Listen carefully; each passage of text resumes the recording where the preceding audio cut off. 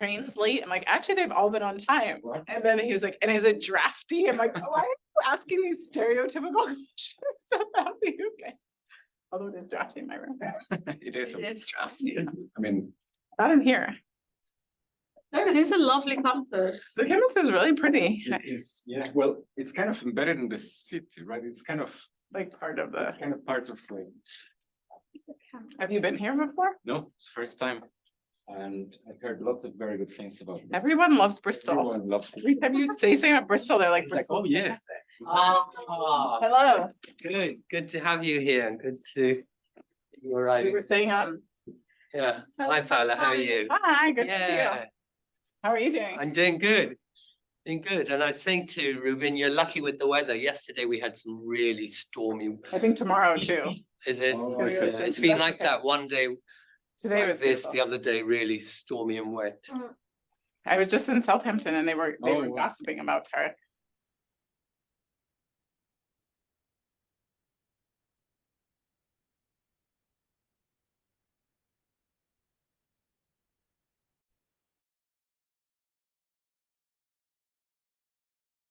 That a number of times today.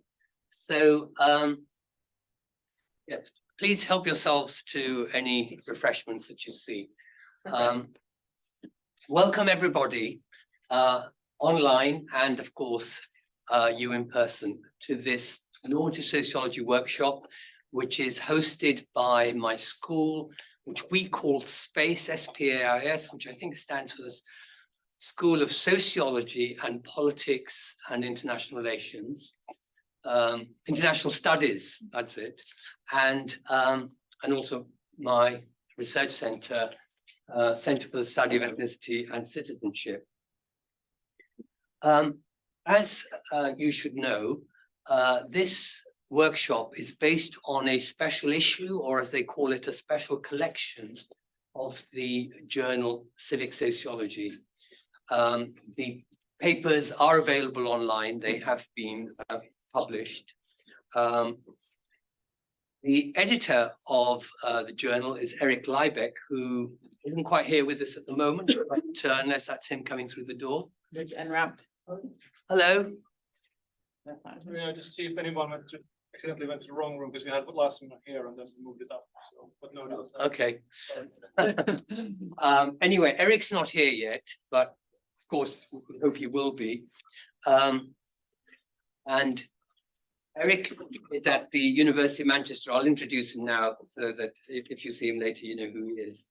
And the special collection has been edited by Ruben Flores and Elizabeth Becker. Ruben is at University College Dublin and Elizabeth is at Heidelberg University.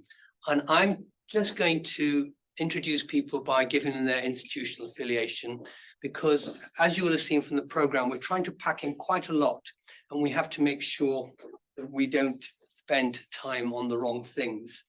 If any of the speakers want to say more about themselves than just people knowing their institutional affiliation, of course, feel free to do that, but it will have to come out of your 20-minute presentation time. So,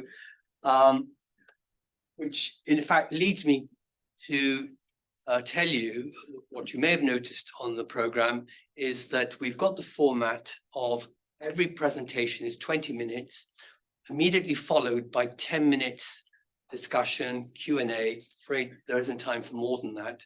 And then we move on to the next presentation. And there are 2 breaks between now and the end. They're really comfort breaks. I like breaks for talking about what I've heard and so on. Unfortunately, we can't have such lengthy breaks. We may get an opportunity, depends who's still here, when we end, to talk together later, especially over dinner.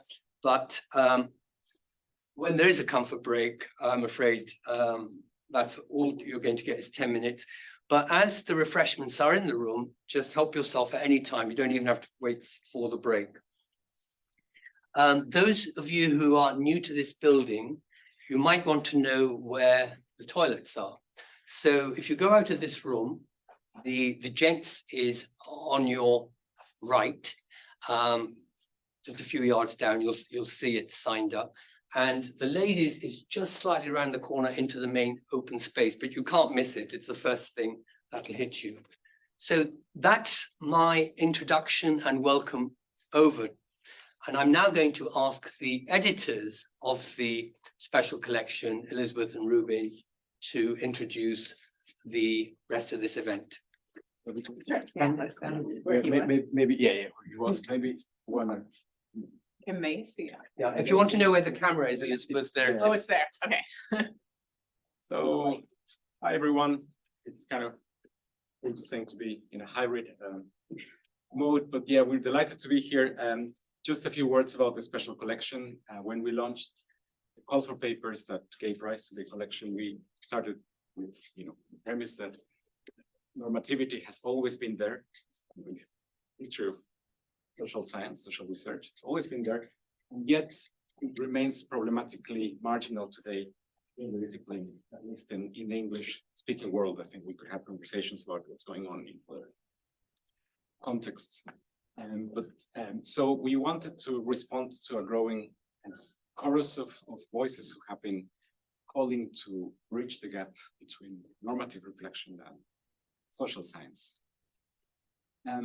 There is much that could be said here, but just to illustrate, Andrew Abbott, the former editor of the American Journal of Sociology, important figure, published a book in 2016 called Processual Sociology, where he recognized the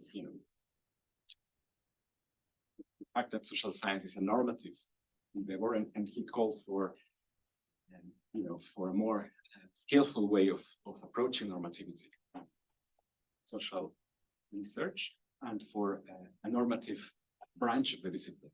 So that's kind of what was his suggestion. At the same time, we were mindful that other disciplines have been developing these kind of conversations already for a few years, like, most notably anthropology, the normative turn. So we wanted to contribute to, help sociology sort of move in that direction. We see a tension here between, these aspirations to cultivate normativity in sociology and the continuous dominance of positivism. It's very strong, and this gives rise to all sorts of tensions, some of which you've probably experienced this kind of tension between normative aspirations and positive doctrine. So I'd say that the economist Albert Hirschman had a dream of sort of putting together like heart and mind in social research. And I think this is what we're trying to do. We're not quite there yet. We are hoping that this special collection contributes to that goal, and we would like to think it represents a step in that direction. So we're delighted that we can launch it today. And we see it as part of the collective task of illuminating the unity between ethical reflection, sociological concerns, the social sciences and the humanities, facts and values, the mind and the heart. And yeah, I'll just it's on to Elizabeth. Thank you. Yeah. I'll move from here. So this actually, the idea did come from Ruben, which I'll say is not in our notes. And when I heard about it, I was really excited because I think it's something that's always in the sort of the background of my own research paradigm, but I never pushed it to the front. And this was an opportunity to think about it with other scholars. And what we got actually in this call to papers that was incredible was extreme geographical diversity. So we have contributions from North America, Latin America, Europe, Asia, South Africa. So it's really broad. And also in the fields of research that were being covered. So we have those, some of them are here, researchers who are thinking through methods and theories with a normative lens, and they allowed us to make this step in mapping out an ever-changing sociological terrain. So again, as Ruben said, it's not fixed and it's not a foregone conclusion, but it is also not an empty terrain. There is already this type of normative work going on. So we believe this offers a kind of small sample of normative sociology's rich and still evolving landscape. And that together these papers serve as a sort of bridge between different sociological concerns and a way of fleshing out more fully the richness of this field and the potentiality across subjects as racism and religion, the economy, sociology's self-understanding, social justice, research methods, the study of poverty, and the history of sociology. So it's really broad topics. But in so doing, it really allowed us to show that normative sociology isn't this siloed aspect of sociology and social inquiry more broadly. That it is not, although it has been in many ways marginalized, it is not marginal to the discipline. And it was really nice to see how this all fell together, this kind of plural topical and geographical approaches to the special collection. Now, most of us haven't met in person in real life. And we hope that there will be more opportunities for that. And to create spaces, whether it is a special issue, whether it's meetings like this, in which we foster and support those who are working in this field. So we've learned a lot through editing this special issue. And as we think towards the kind of future, I think it's a very appropriate place to be here. This is one place where Tariq Moudud has sort of pioneered in saying we should be doing normative. Not only are we doing normative work, we should be very clear about what our normative standpoints are, what we're coming from, what we're arguing for. And I like that this is a kind of model that I think many of us can learn from in other contexts, hopefully as we become more comfortable speaking about, writing about, and thinking through our own normative work or normative foci. So this is very much embedded in Britain. I think often when Professor Moudud talks about his project, it does reflect on the British context. Being someone who works in continental Europe, I actually think we can learn a lot from that and the ways in which it is similar and different when you're talking about other contexts. And I think that our issue really contributed to that as well, because we are speaking across these contexts of Europe and beyond. So again, as Ruben already stated, sociology is arguably behind anthropology and political theory in really embracing this normativity. But again, it's not absent. And I think some of our authors really pointed to these trends and these histories, that this is not new and fully innovative, but that bringing it together, we can flesh out a deeper vision of what normative sociology can be. So we've learned from one another, and we've seen the pluralism within the discipline. As Andrew Abbott argued, this pluralism is a source of strength, creativity, and we hope renewal for the discipline as we go forward. Our hope is that in this special collection will enrich ongoing conversations as to the place of normative sociology within sociology and within the human sciences more broadly.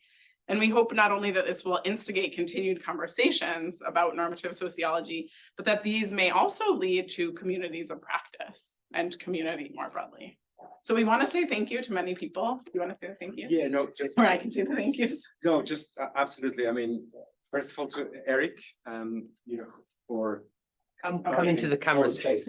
sorry. There you go. So thank you to Eric Liebeck for starting Civic Sociology, which is the kind of spaces we need, I think, to cultivate this kind of projects. Of course, thank you to Professor Tariq Moudud for hosting us. It's really a pleasure to be here in Bristol today. Both of us would like to honor the memory as well of Professor Enrique Dussel, who passed away recently in Mexico City, and whose work in liberation philosophy has, have been an impulse to think about this kind of questions. So, I think his influence will live on, his legacy will live on, and well, finally, thank you to all the authors of the special collection for having contributed to this project, and of course, thank you for being here today. So, without any further ado, I think we can just. Hey, thank you. So one of you is now chairing. I'm chairing. Oh yeah, I'm chairing. So, first paper, I think, Galen Roth, Galen from the University of Waterloo, will kick off this workshop. So, Galen, I'd say the floor is yours, and I just let you know when the time is.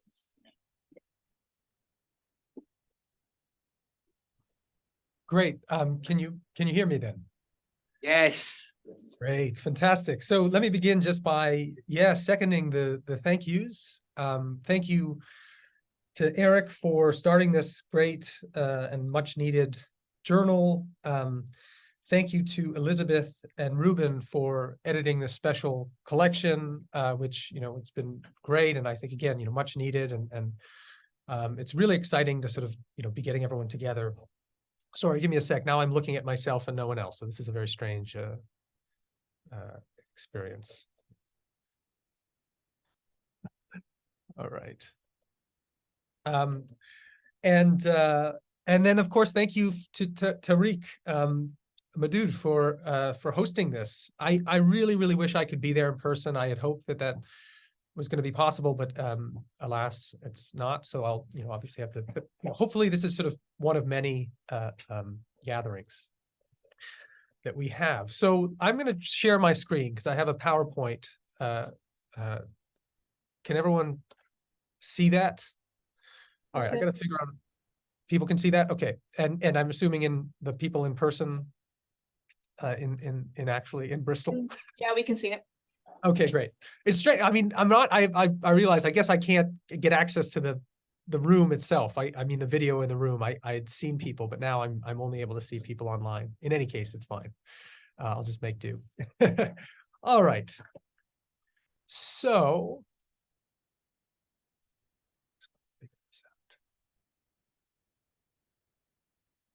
All right, so thanks everyone. I'm going to get started. I realize, I don't have a lot of time. I'm not going to go too much into my own at all. In fact, into my own biography. I'll just say that the title of my paper for the special edition was "Social Sciences Public Philosophy Revived," and my way into this sort of big debate about or discussion around normativity was to follow the lead of, as others have, of Andrew Abbott. And so what I do first is try and sort of get a lay of the land of the sort of state of normativity and how sociologists relate to normativity, at least in the North American context. And I do sort of explicitly limit my discussion to North American sociology. I'm Canadian, because I think that there is a kind of at least emerging depth and breadth of normative scholarship in Europe and in the UK that just doesn't unfortunately exist in North America. And I actually think, as Elizabeth said, the Bristol School of Multiculturalism is kind of obvious proof of this. And so it's really inspiring to look across the pond and see what's going on there. But yeah, I follow Andrew Abbott in thinking about normativity in the North American context, who basically argued in this essay in 2018 that there's really kind of two models or modes of relating to normativity in North American sociology. The first he refers to as dualism. He calls these folks dualists. And this is, I think, basically positivist sociology. It's pretty, arguably it's the dominant mode in North America. And the idea here is that dualists kind of style themselves after the natural sciences and sort of conceive of themselves as at least aspiring value-free scientists. And in that sense, the way that they relate to normativity is they just basically want nothing to do with it at all, right? They just want to, they claim, I just don't do that kind of thing. So that's the first model. The second model or mode is what Abbott calls monism, or what he refers to as the folks who do are monists. And this is a kind of form of sociology that has a lot of issues with dualism, kind of fundamentally rejects the dualist aspiration to separate facts from values. For monists, sociology is kind of normative through and through. But the way that they kind of relate to normativity is they really sort of see sociology as itself a form of kind of political, of politics, you could say. And in a sense, as scholarship as a kind of activism. And so there's a strong kind of activist advocate mode in this way of doing sociology. And Abbott argues, and I think he's probably right about this, that these are basically the only two modes on offer, at least kind of in any sort of dominant way. They kind of exhaust the models of normativity, of relating to normativity in North American sociology. And so part of what my the purpose of the essay was to try and suggest that if we kind of look back a little bit, we can see that there are different models on offer, that there are different ways of relating to normativity. And one of those, I think, is quite clearly kind of exemplified by this very well-known book, Habits of the Heart, Individualism and Commitment in American Life. This was a book that had a big sort of formative experience, formative impact on me when I was an undergrad. Now, I'm sure most of us, if we haven't read this, we've heard of this book. It's really a kind of classic sociological text. And, broadly speaking, it's about kind of the history of American democracy, but sort of with an eye to the sort of moral vocabularies and traditions that animate the American project. And one of the things that's sort of distinctive or notable about Habits is that it was kind of a rare sociological text that found really wide acclaim and appeal. It was reviewed in almost every major newspaper and magazine when it was published in the 80s. And to this day, it's one of the best-selling sociology books in history.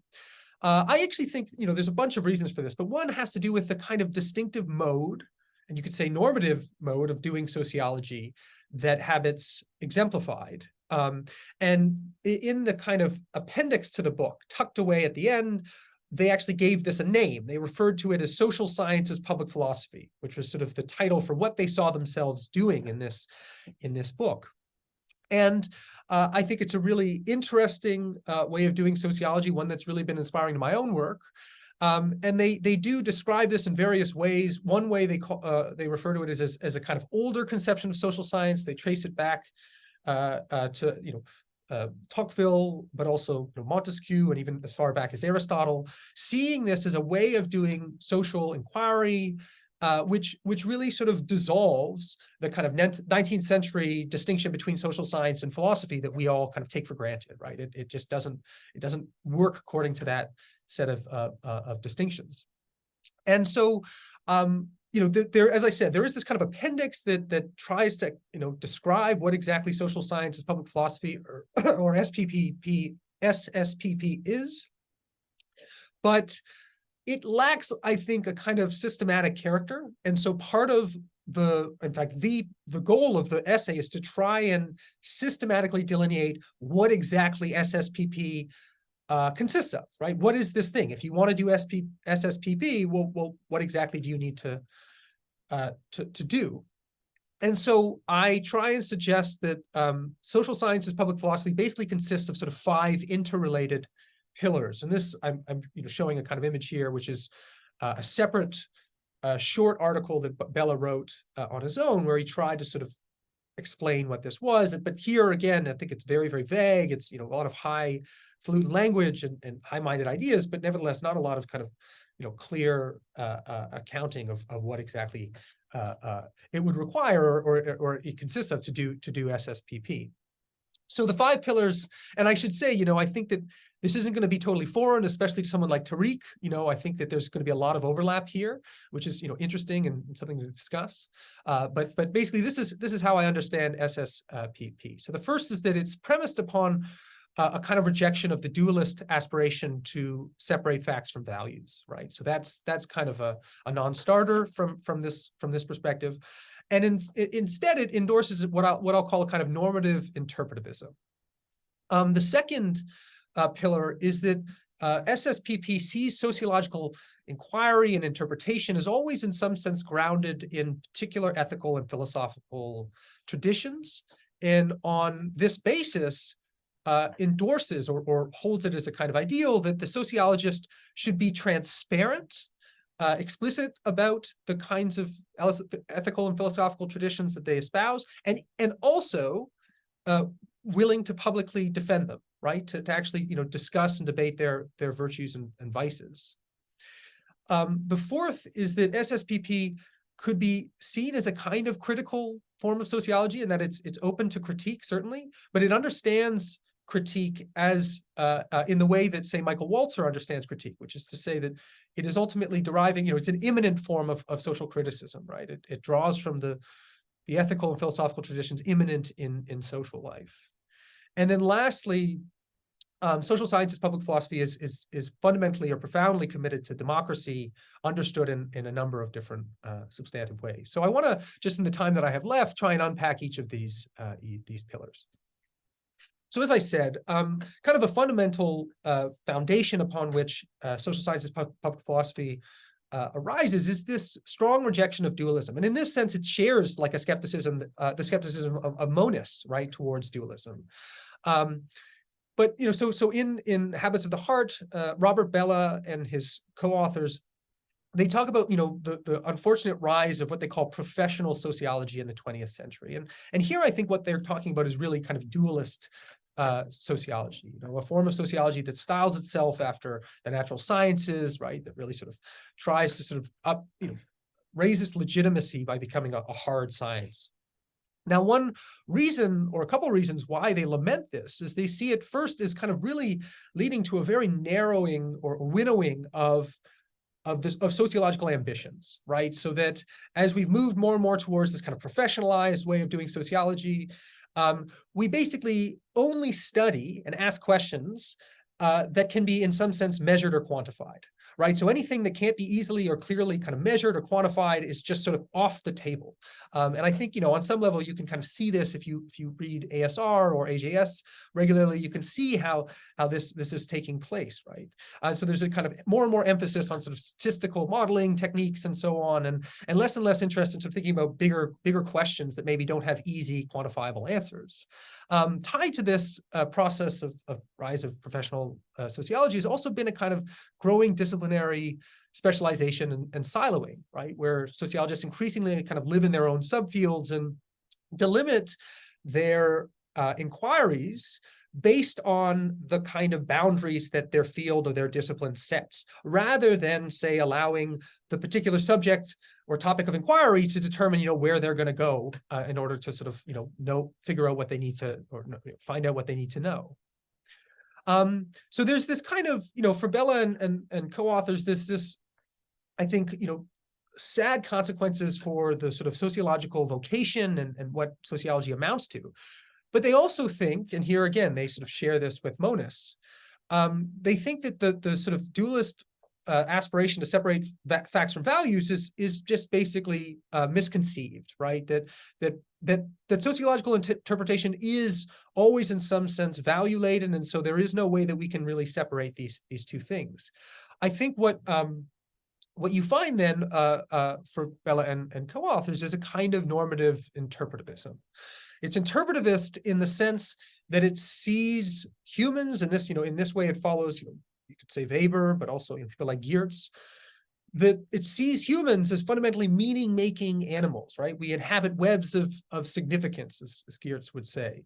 And that means sociologist does too, right? And it has implications then for what it is that we're doing when we're doing sociology. From this perspective, we should think of our theories, the theories that we draw from to make sense of the world, as in some sense, not just systems of meaning, but also but actually moral systems of meaning, because they have embedded in them particular normative assumptions about persons, human motivation, social dynamics.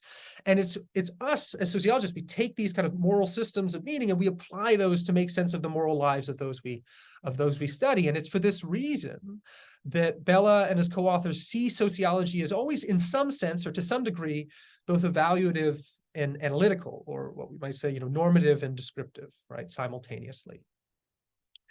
And so we could say that for, those doing social sciences, public philosophy, the goal is not just to sort of map causal relations, right, between existing variables, but ultimately, somewhat more, far more ambitiously say, to determine what constitutes the good society and what are the kinds of social conditions that enable human flourishing. So there's a concern with kind of what Aristotle would call practical reason.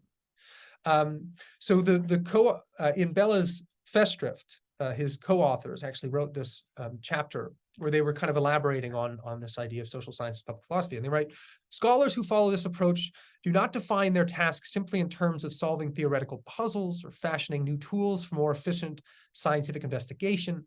They see their task as one of responding to the major moral challenges of their time. Now, the second pillar of SSPP is that it sees all social science as, in some sense, dependent upon drawing from existing ethical and philosophical traditions, right? And so, it recognizes that, classical thinkers like Durkheim, Marx, and Weber all drew from these kind of substantive ethical and philosophical traditions to theorize about society, right? And so there's kind of normative assumptions deeply embedded in their work. And naturally, this contrasts with, say, the dualist or monist approach or model, both of which I would argue kind of either deny or just dismiss the sort of tradition-bound character of sociological theory. Now, not only does SSPP see, again, traditions of philosophical and ethical inquiry as central to sociology, but crucially, and this is where it certainly shares something with, say, the Bristol School of Multiculturalism, it holds that those traditions need to become subjects of debate and scrutiny themselves, right? So they write in the appendix, social science makes assumptions about the nature of persons, the nature of society, and the relation between persons and society. It also, whether it admits it or not, makes assumptions about good persons and a good society and considers how far these conceptions are embodied in our actual society. Becoming conscious of the cultural roots of these assumptions would remind the social scientist that these assumptions are contestable and that the choice of assumptions involves controversies that lie deep in the history of Western thought. Social sciences public philosophy would make the philosophical conversation concerning these matters its own. So, in other words, from within this kind of model or this approach, sociologists should be forthright about the particular philosophical and ethical traditions that we are working with, that we espouse, but we should also be willing to publicly defend them, right? We should be willing to actually kind of rationally discuss the merits and shortcomings of these traditions.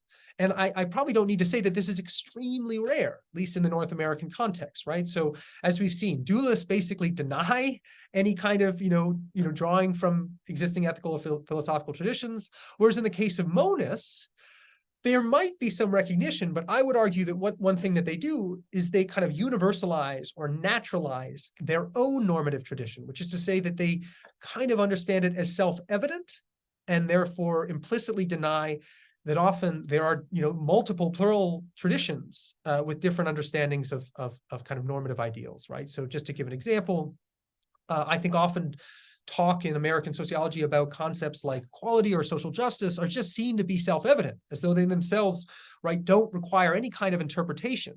But anybody who takes a quick glance, say, at the philosophical literature knows that to be an egalitarian is not, there's no such self-evident meaning of that, right? There are kind of welfare egalitarians, resource egalitarians, relational egalitarians, and far more.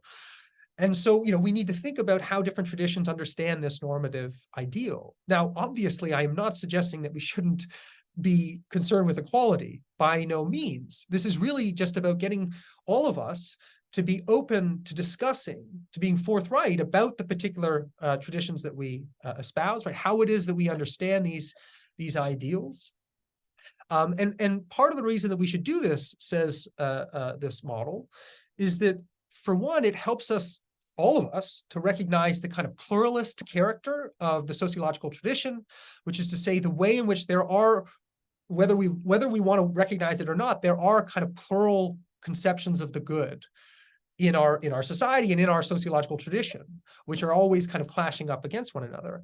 But more importantly, it's actually in the process of debating those traditions and their shortcomings and strengths that we arguably come closer to realizing the good society. And this is, as you can imagine, where the kind of democratic commitments of SSPP come through.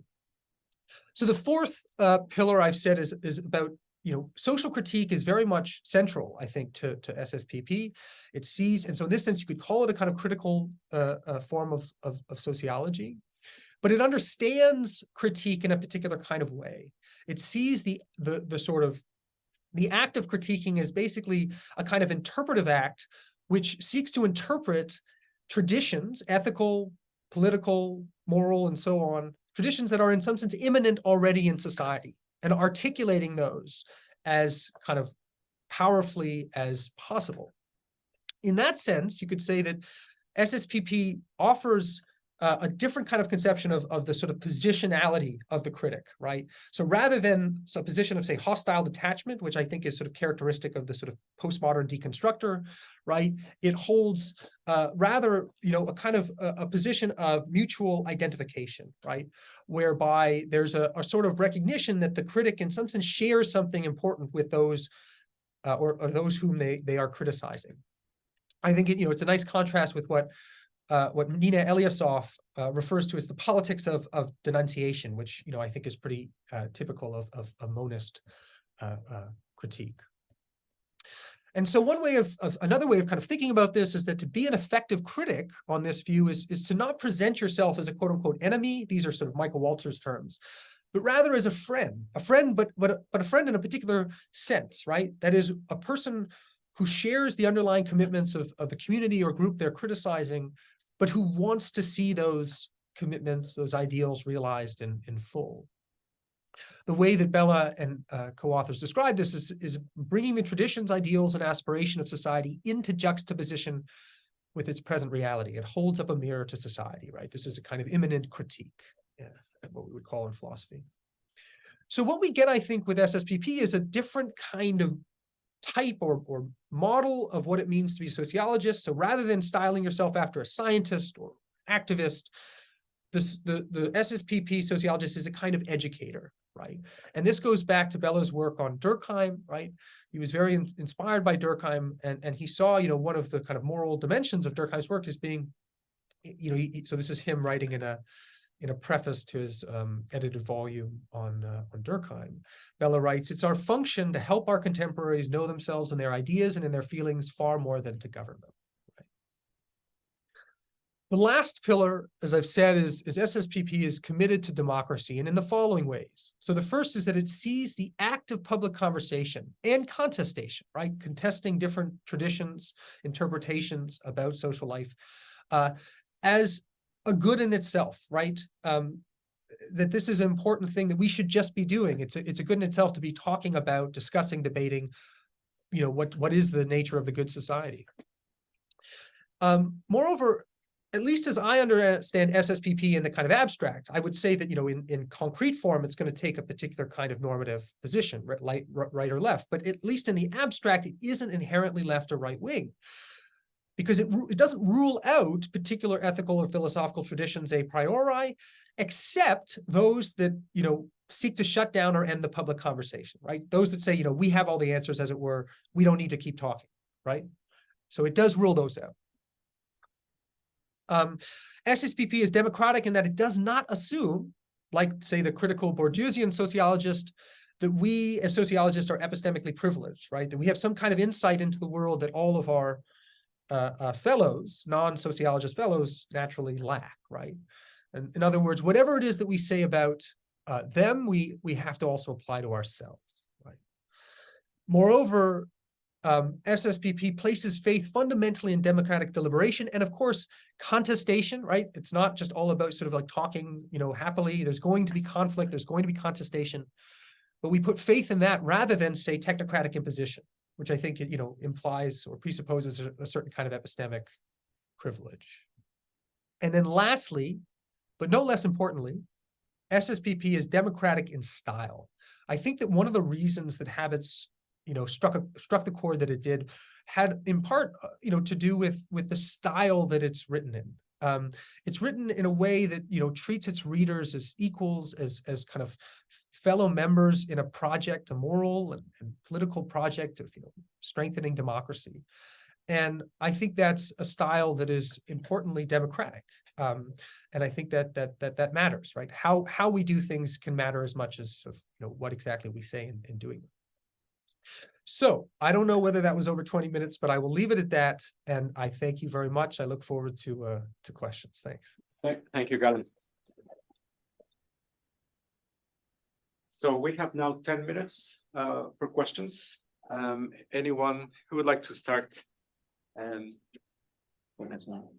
There's clapping. I thought it was a hand. I would have a question, Galen, if I may abuse my chair role. So would you say then, Bella would be in a way a monist as well, right? So just a different kind of monist, would you say? Or would you agree with that? I'm not sure if I would. I mean, what can you give me an explanation why you're thinking that?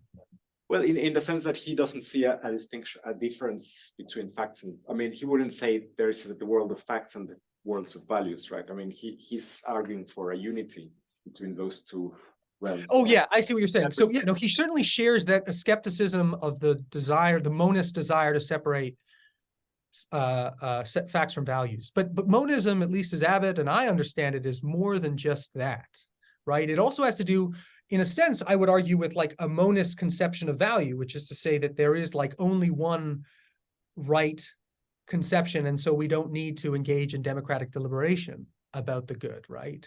Often because our ideals are self-evidently the right ones and universal, there is no need, right, for democratic deliberation. So I think it shares with monism that skepticism, but it doesn't get on board with the entire monist project by any means. Great. No, thanks. There's a question here. Yes. Am I being picked up by the wonderful tech in this room? No? Yeah, I think so. Yeah. Thank you so much for your talk. Fittingly enough, Jonathan Floyd, University of Bristol. A couple of hours ago, I just gave a talk on public political philosophy, and we're talking about a lot of the same themes. So I found your talk really helpful. And so there's a worry about the way I do things that I think applies to the way you do things. And I'm hoping you have better answers than I tend to have to that worry. So you talk about, criticism is deriving from the traditions within society. The critique should be offered not from a position of hostile detachment, the philosopher in their armchair, perhaps being grand and demanding, a mutual identification that the most effective critics are friends and not enemies, and that we are sort of educators rather than activists. So that's all, I'm all aligned with that, right? But then generally I am critiqued by people who say I'm not critical enough, that I'm too soft, I'm too moderate, I'm too vanilla, that this is fine for mild disagreements amongst friends, but not for genuinely polarized societies facing various crises. So my model is very much similar to your model, and it's interesting on this view that we're talking about normative things today. I mean, lots of people talked about sociology being critical for years, critical theory, right? So on this view, normative sounds like soft, a soft version of critical theory, like critical theory, but without the difficult bits. How do you sort of worry? How do you deal with the worry that what you're talking about, when push comes to shove, isn't critical enough? Yeah, it's a great question. So, so I would say, like, I think that my answer is never going to be as good as Michael Waltzer's, which is in interpretation and social criticism. So if I were, I'd recommend sort of looking at that, because, that was the dominant criticism that was voiced of him, right? It's, sort of limiting what happens when we limit our critiques to traditions immanent in our society. Do we then lose, the kind of radical potential of non-immanent traditions? I think that, it would be crazy for me to deny that there's any kind of legitimacy to that, right? I mean, to just sort of, I'm not going to say that there isn't in some cases, maybe you need something completely foreign to the society. So, there may in fact be cases where something like a strong critical theory, which is epistemically self-assured and knows, what's universally right or just, and just sort of imposes it. Maybe there are cases and instances where that is needed, but it isn't clear to me that is in fact what you talked about. This critique being voiced in the context of highly polarized, right, diverse societies like the ones we live in, and it's not obvious to me that is in fact the right way, the most effective way of doing criticism in this kind of context. Which, I actually think that's kind of not got us, if anything, that's contributed to the polarization and the sense of, division, right? Rather than actually listening to each other and trying to hear each other's and offer the most charitable interpretations of each other's of traditions and ideals, right? Which is, I think, what SSPP is about. I mean, this is partly why it is social scientific. It is about listening to what people say on the ground. Right? That was kind of I think, an important characteristic of Habits. It wasn't an armchair philosopher because it did involve 200 interviews with regular people. It wanted to sort of, articulate the commitments and ideals in a systematic way of those regular folk. And so, I think it's democratic in multiple senses, but I do see this way of doing, critical sociology as being actually more effective and more urgent in this particular kind of context that we're in, right? Where people do desire, feel, at the very least, feeling heard and understood. So there's a need for less kind of finger wagging and more kind of deliberation and an articulation of different ideals. Right, and we have Tarek, you have a question? Yeah, I can make mine very brief, actually, and maybe collect all the questions and then Okay. the answers, take them all together as well. Thank you. That was really very interesting, and thank you for various references to my work or position, because actually, if you're around long enough, you'll see that my own talk will have a lot of I mean, I've read the paper, Tariq, so I'm not that you're my talk's slightly different to the paper, but anyway. okay. My question, and it's the one actually that Rubin raised about how can one distinguish the kind of position you presented here, Bella's position, from the standard monism in Andrew Abbott's, dualism and monism. It seems to me there are two ways of doing it, and you are, I think, doing at least one, possibly both of those. One is to say, well, even if it is monistic, it's a monism that says we need to critically engage with the presuppositions that we're working with, normative presuppositions, methodological presuppositions, and so on.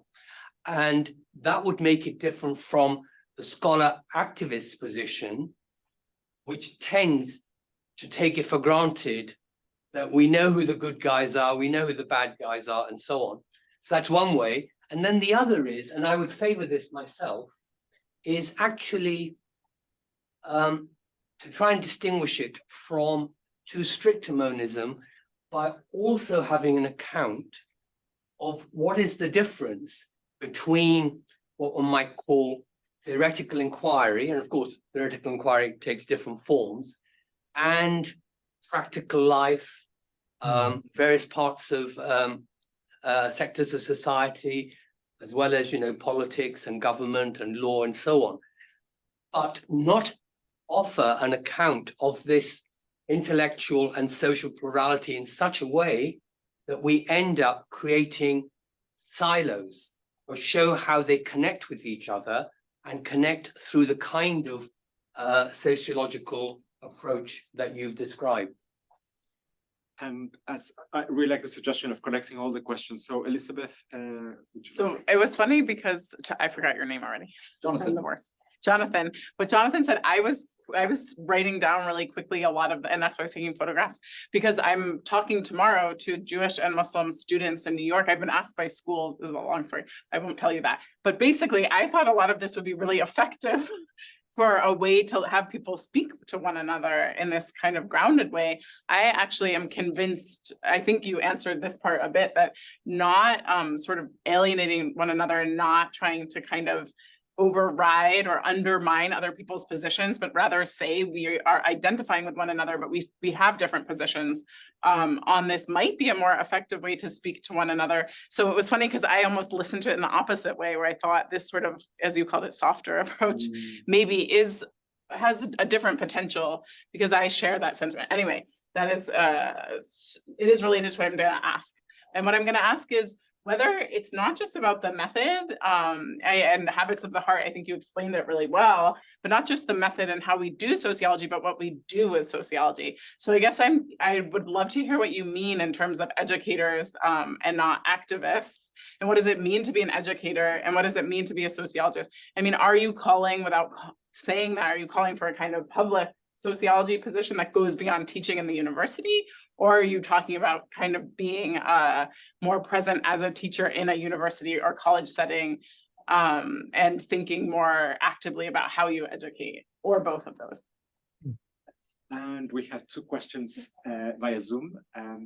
So Stacey, you want to start? Sure. Hi, everyone.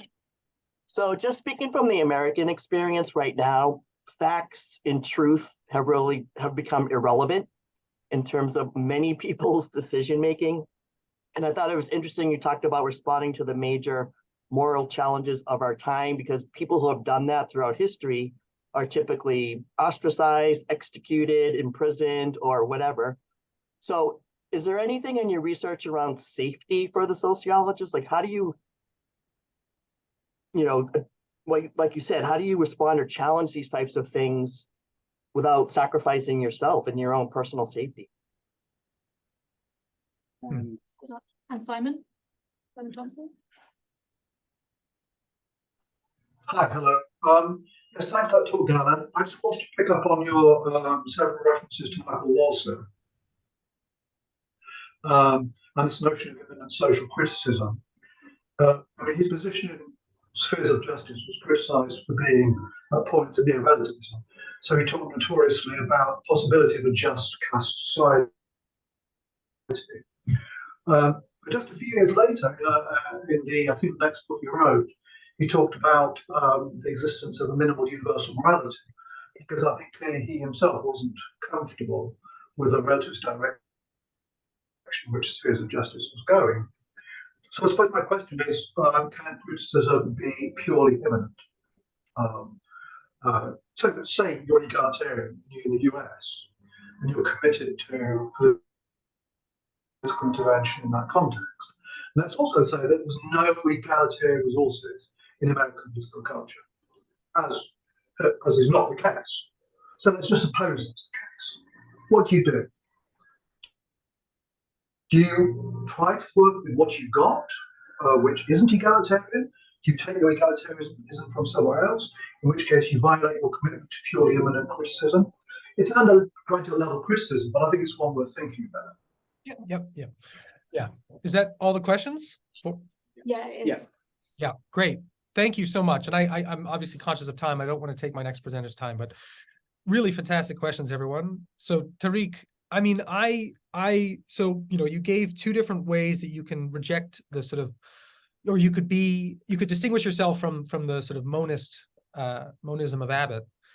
And I guess I would say I'm inclined to both that you articulate. And I think that more work needs to be done on this front to sort of think about other ways, right? I mean, part of the problem with monism is that all it is basically a rejection of the fact-value distinction. But that doesn't get you very far, right? I mean, you read Weber, and Weber is also rejecting the fact-value distinction, but he does it in a very, peculiar way. And I think that his is not by any means the only way that we can reject the fact-value distinction. There's probably, probably an infinite number of ways. So I think a lot more work could be done to sort of tease out different ways of being neither a dualist nor a monist, right? But I would be inclined to both, I want to interrogate the normative assumptions that we work with in our theories, but I'm also inclined, as you say, kind of look at moral and social reality on the ground. I'd have to sort of talk with you more about, because I think you have a far more kind of, sophisticated understanding of what you were articulating there, which maybe I'm not totally aware of. But I get the sense that there's something important there that needs to be worked out, and I'd be happy to follow you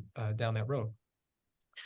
Elizabeth, thanks for the question. I really, I completely agree with you. I mean, that was kind of my, what I was trying to get at in my response to the other gentleman, the philosopher, that I do think that, there's something about this method which is, called for by the times that we live in. And I think that it's supposed to foster both deliberation, civil disagreement, and an appreciation of moral plurality of a certain kind, and therefore, democratic respect. But I don't actually mean by educator.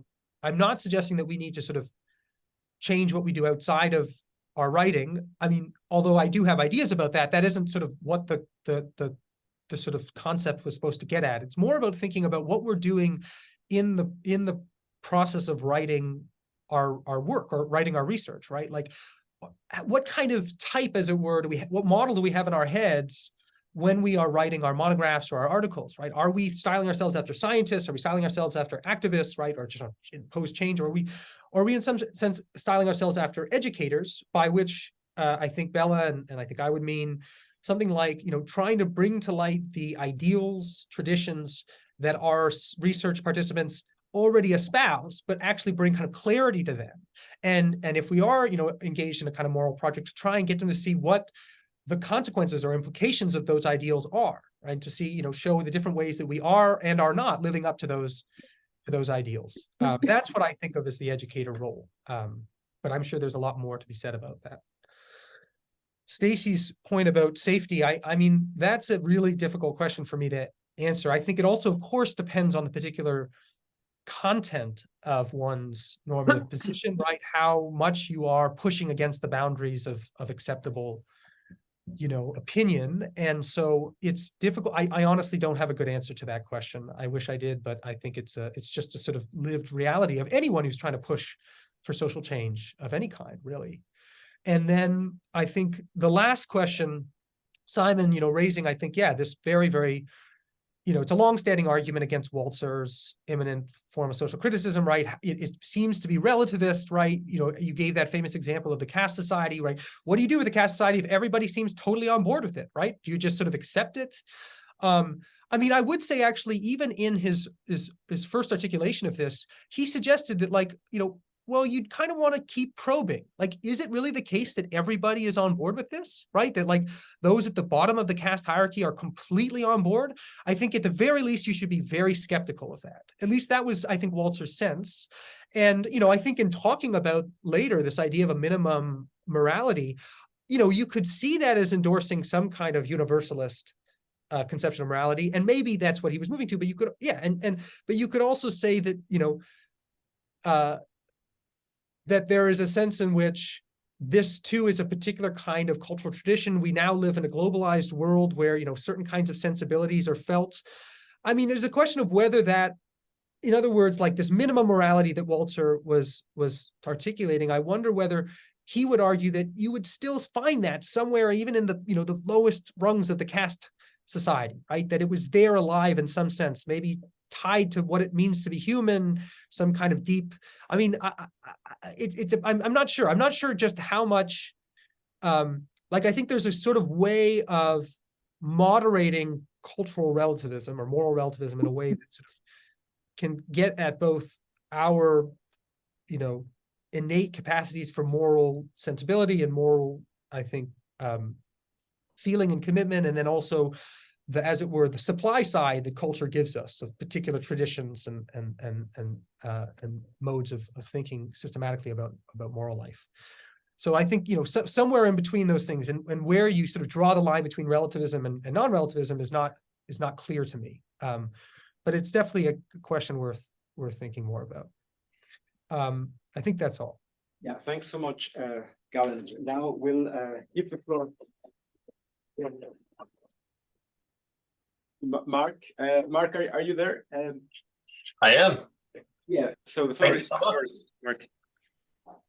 All right. Well, let me just get everything set up here. I hope, can everybody see? Yes. Yes, looks great. Okay, great. All right. So just kind of a first note of thanks to Tarek for hosting this session. I wish, just like Galen, that I could be there today, but teaching duties and other things have kept me on this side of the pond. I also want to reach out and thank Ruben, Elizabeth, for the invitation to contribute to the special edition of Civic Sociology, and really some helpful notes as I was still kind of working on the project. And just as kind of a first kind of note, I come to you today kind of as a guest, I guess, in an interdisciplinary context, and maybe as an ambassador from a discipline of theology, and particularly Catholic theology. So my institution, St. Anselm College, is a small liberal arts school in Manchester, New Hampshire. I did my studies at the Catholic University of America, and it was there that I had opportunities to really engage in kind of probe questions in kind of the overlap between social sciences and the discipline of theology, and found that there's just so much, I think, important work to be done in cooperation and really kind of drawing the different disciplines together, especially from the philosophy and theological perspectives, and then really listening to the work that's being done in the social sciences to be able to really, as we think with this issue, to really bring some of those normative questions to the forefront when oftentimes they are ignored or maybe just kind of underappreciated with research and kind of the way, especially that I think the North American Academy operates. So thank you guys so much for the invitation to be here, and I hope that this lends a little bit of a different perspective for those who are social scientists here among us. So just kind of 5 parts that I hopefully will get through in the 20 minutes that I have. But I want to give kind of an overview of the project. My thesis, as I contributed the paper to the Civic Sociology Special Edition, and then an outline of some of the methods and the principles that I'll be engaging that I see as roots for looking at particularly the issue of social capital and finding normative principles for determining what is authentic social capital that kind of helps to build those networks of trust, and what might be seen as corrupt forms, and really responding to some of those in light of the principles of Catholic social teaching. So, as most of us know, Robert Putnam popularized the concept of social capital in the 90s. Obviously, you know, the kind of manifestations and phenomena have been there much longer. And looking at kind of some of the different understandings of social capital that came up in courses that I took in economics and sociology when I was in my studies, I noticed that there was kind of this kind of descriptive notion of it. But as an ethicist, I was always kind of troubled by thinking about it purely descriptively, but thinking about, so how would social capital really be understood in a contributing way for social good? And so looking at kind of some critics, looking at the problem of rent seeking from so-called bandits or free riders like we had with Mancur Olson back in 1960s. Some critiques that are a little bit more kind of contemporary, but looking at some issues about the intangibility or inalienability of social capital when we think about it in terms of capital. And things like Kenneth Arrow brought up, as well as looking at destructive or kind of corrupt forms of social capital that the scholar Mauricio Rubio brings up in his investigations of Colombian culture and networks of kind of de facto kind of lubrication of social relationships and commerce. It made me thinking about, well, are there ways in which we might be able to find common ground to really determine what is useful and helpful in helping policymakers and theorists construct a better understanding of social capital? And so I look to what often is referred to as the Catholic Church's best kept secret, Catholic social teaching, to really see if there are ways in which there are values or kind of these principles that have kind of a overlap and kind of an understanding within the social sciences, but with a particular articulation in the Catholic doctrine. Are there ways to really kind of help bring that into the vocabulary as kind of even kind of using maybe some of Galen's language about kind of Walter and talking about it as a friend to a friend, or as the philosopher Alistair MacIntyre kind of talks about, like using tradition constituted inquiry to really bring people who might have different kind of fundamental principles or different frameworks of understanding into dialogue and really kind of vet mutually kind of the perspectives that we share.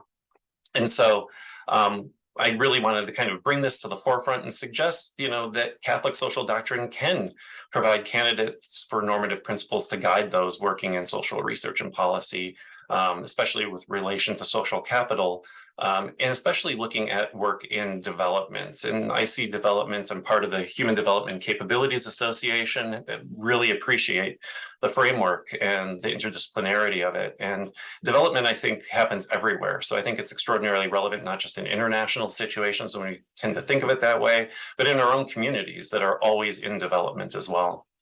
So first note is that the Catholic Church, in even its engagement with social doctrine, with the world, and with kind of the academy, explicitly notes that it's not meant to compete with or supplant the necessary work of social sciences. So as I said, coming kind of as a guest or kind of as an ambassador, the official teaching authority or the magisterium of the church notes that there is the rightful autonomy of earthly affairs, and noting that the sciences and reason have their place, and focusing especially on kind of phenomena and kind of the study of human nature. And even kind of back in the 1960s, 1970s, Pope Paul VI, who kind of oversaw the late Second Vatican Council with the Catholic Church's kind of engagement with the modern world, had kind of noted that it really is important for the sciences to be kind of engaging with kind of the church's perspective, with religious perspectives in general, And also to really kind of see if there's a way in which the religion can kind of be in dialogue in kind of a critical way to kind of help. And the church, I think, sometimes gets big britches and it calls itself an expert in humanity, but there's a long tradition over 2,000 years that really, I think, helps kind of us notice the wisdom that comes through that. That still, I think, can be relevant today, even if it needs kind of constant updating and revision. And to that end, Pope John Paul II created a Pontifical Academy of Social Science, composed explicitly of scholars and experts in economics, sociology, psychology, social psychology, among others, to really try to integrate the fruits of research into the church's own teaching. And so I was very influenced by Pier Paolo Donati, who's been a sociologist who's really worked from the Catholic perspective, especially looking at notions of relationality and really focusing on the 4 permanent principles of Catholic social teaching, which are expressed, as I say, in the Compendium of the Social Doctrine of the Church in 2004, and then really kind of come into application with Pope Benedict XVI encyclical letter Caritas in Veritate on integral human development. So for those who aren't as familiar with Catholic social teaching or the principles, I just wanted to kind of lay out kind of quick definitions of them and then my understanding of how they relate to one another. And this relational understanding is incredibly important because Donati says they can't be understood independently of one another. Dignity, as he says, and as church has kind of continued to teach, is the foundational moral principle. It always kind of notes that people are to be treated in kind of a Kantian way as ends in themselves, never exclusively as means. But then the insights from the church's appreciation of Christian revelation, as it interprets it, sees people created in the image and likeness of God. And that's something that really helps us, I think, to recognize the inviolability of that principle and really also kind of the great vocation, and using that term kind of in a broader sense, but the calling that people have to be co-creators with God and stewards. In other words, being actors for good in the world and to foster relationships with each other that constitute, and I'm just going to jump a little bit to number 4, the common good, which is really the end of what we're seeking in kind of the understanding of Catholic social teaching. And rather than seeing this as kind of a set of public goods or a utilitarian greatest good for the greatest number, the common good is really taking into account the flourishing of all people, each and every person without exception. And it also looks at the whole person, both temporal and then with the church's understanding, a transcendental understanding of that person. So really looking at the person, human person as an integral whole. And the way that we get from dignity to the common good is through what we call solidarity. It's kind of a term that has its own life, but this particular understanding is this commitment to equality in dignity and rights with respect to each other. It's in focus on interdependence. And then also what I kind of say is the flip side of the same coin, subsidiarity, which human agency and participation are promoted through aid when the agent needs that help to accomplish the actions for their good and for the common good. So we kind of see that there's almost kind of like this procedural kind of movement with the 4 principles of Catholic social teaching, seeing dignity as a foundation, solidarity and subsidiarity as kind of 2 instrumental principles, and then the common good is kind of the final principle we're aiming at. So one of the things that I had noted was that, there's kind of some trouble with kind of noting what social capital is. And even Manohar Parwar talked about that there's kind of a notion with the adoption of the term capital that, it seems that there's a partisan capitalist subtext. And so the church is very aware of this. And at the same time, it's interesting that official documents in the church, such as the Compendium and Pope Benedict XVI's encyclical Caritas in Veritate, actually, engage the term and use it and apply it in several different cases. But then there's also interesting kind of quotes within those texts that you could read in my paper if you haven't had a chance to, that note that the church always kind of acknowledges that human persons have dignity as laborers and as kind of people themselves. And so to note that kind of the relationships that we have would be merely instrumental would be a betrayal of kind of the root cause. And so we can use the term, but we always have to kind of have a priority on the very kind of human dignity and kind of the note of humans as laborers, rather than seeing them exclusively as instrumental to some kind of public good or public goods. And then as we kind of noted with Olson and this problem of free riders, it's always kind of important to kind of judge the kind of results based on the principles of the common good. And I described the common good as being wholly inclusive and really looking to see and to listen to the voices from the margins of those who may not be included in that good, who might not be benefiting, who is excluded from those calculations, and also to note solidarity. And I'll get to that in just a moment. But to really kind of think about how do we see ourselves as interdependent when people fail to understand that, how do we find ways using kind of concepts of justice, maybe not retributively, but how do we maybe find ways to appeal restoratively, to get people to kind of recognize that with kind of certain rights and kind of certain relationships that there are concomitant responsibilities.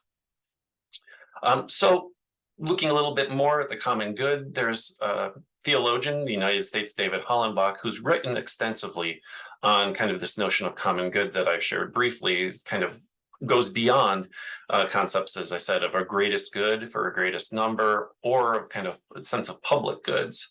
And so common good, as I have here, kind of three different kind of characteristics. It has to be accessible and available to all, where enjoyment doesn't diminish or preclude others' enjoyment of the same good. It's non-excludable. If it's available to one, it's available to all. And then the third part, I think, is really, I think, kind of hits on a different level. It recognizes the good of being a community itself prior to the goods enjoyed or realized posteriorly by the community. And that is something when we think about social capital oftentimes, or when I've looked at it in economic terms, it really is seen as kind of, you know, a coefficient, some way that kind of accelerates processes of kind of doing transactions or performing commerce. But there's also something that's notable, that where we see these instantiations or can identify social capital, there is itself in, you know, an essential or intrinsic good of being a community altogether. The second principle that I kind of mentioned that kind of follows instrumentally, kind of, you know, working towards the common good, is solidarity. And just kind of looking here, differentiated from kind of other usages, it's not this kind of feeling of vague compassion or shallow distress. It's not sympathy, but it really is using a term, firm, persevering determination to commit oneself to the common good. It's what Pope John Paul II called a social virtue. And so when we think of virtues, and we even think about Galen's talk, you know, habits, virtues are habits. And kind of in a theological sense, they're a little bit more elaborated than that, but they really is something that we, you know, kind of inculcate by doing, by jumping into the middle of things, and then becoming the kind of person who is, you know, responsible and relatable and interdependent on one on another. So when we think about evaluating these relationships, or kind of, you know, looking at social capital, solidarity, I think, really kind of helps us to understand not so much the product, but the causes in persons themselves. You know, looking at this idea of solidarity as, you know, the inculcation of virtue by learning from those around you, from being part of communities and groups, where that sense of interdependence is present, where we see that trust, where we see the ability to step in, you know, for the sake of others' interests. And it really also includes the notions of reciprocity that Putnam said were so important, the touchstone of social capital. And as I pointed out, Pier Paolo Donati in 2009, looking at solidarity and subsidiarity in a relational context, really says that the common good is the fruit of this reciprocity that stems from a spirit of free giving. But in the context of solidarity, it's a mutual helping in a certain way. It really kind of goes to the point that it's not just doing something that's obligatory or something procedural, but ultimately it's noted by a different understanding that we can understand as kind of an economy of gift, because those relationships are seen as intrinsically good, that there's a good of being part of a relationship in and of itself. So as I mentioned, just kind of briefly, solidarity might help us to think about how to deal with problems that Olson kind of presented with free riding or those who are bandits. It lays out consequences that are consistent, and those consequences hopefully are meted out in such a way that kind of recognizes the failure to provide responsibly and with understanding of reciprocity that is understood. And so when somebody fails to provide, do responsibly, then they don't enjoy the benefits, and there have to be ways to do that. But at the same time, solidarity also wants to find ways to reincorporate, as it says, kind of with a quote from Benedict XVI, to assist the violator of the norms to re-enter the circuit of reciprocity that constitutes and attain to the common good.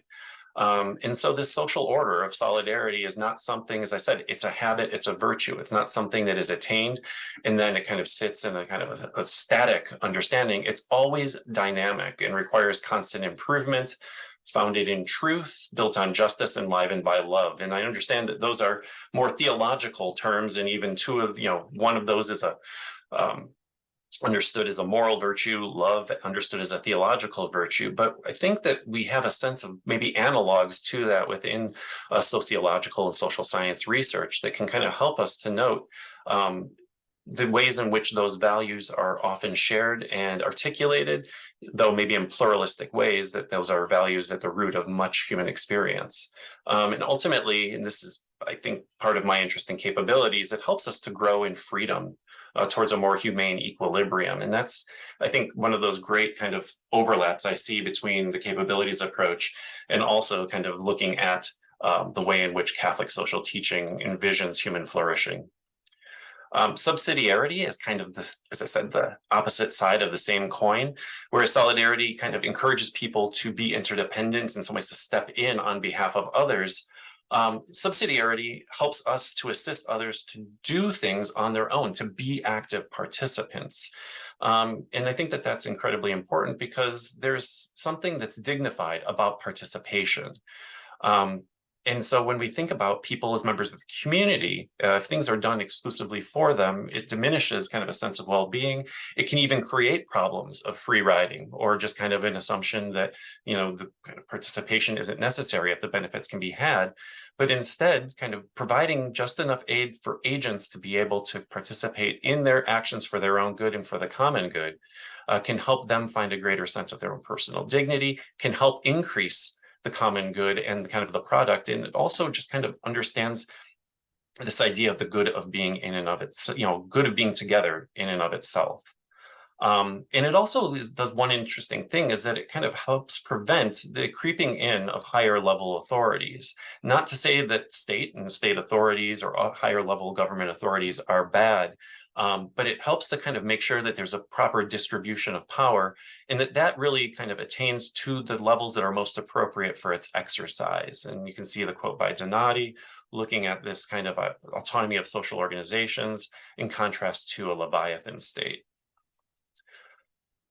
Skidmore was kind of an interesting read for me when I was doing my doctoral studies. Continues to come back about the deficiencies with social capital research. And I think subsidiarity gets at some of these issues of distribution, of its fungibility, and whether the accumulation is more something that's kind of function of more than just cultural traits or institutional arrangements. And I recognize that I'm kind of starting to run over my time, but that there are ways with this understanding of subsidiarity, the promotion of agent participation, and the understanding of help given in order to empower those agents to be actors for the common good, an interdependent kind of notion with solidarity that helps people to really seek and recognize that their own good is intimately and inextricably caught up with the good of each and every other person.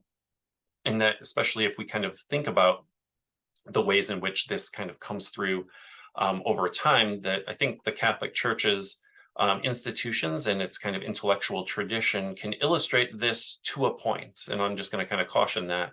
Hopefully we'll get to a couple comments in my conclusion on why I think the social capital research can benefit from the Catholic tradition, but also why the Catholic tradition can benefit from social capital research. Last of the four permanent principles is the dignity of the human person. The definition, as I mentioned kind of on the earlier slide, is kind of a comprehensive definition that adds kind of this element of revelation, but still affirms, as I said, kind of an understanding of kind of a Kantian and in itself understanding of a person.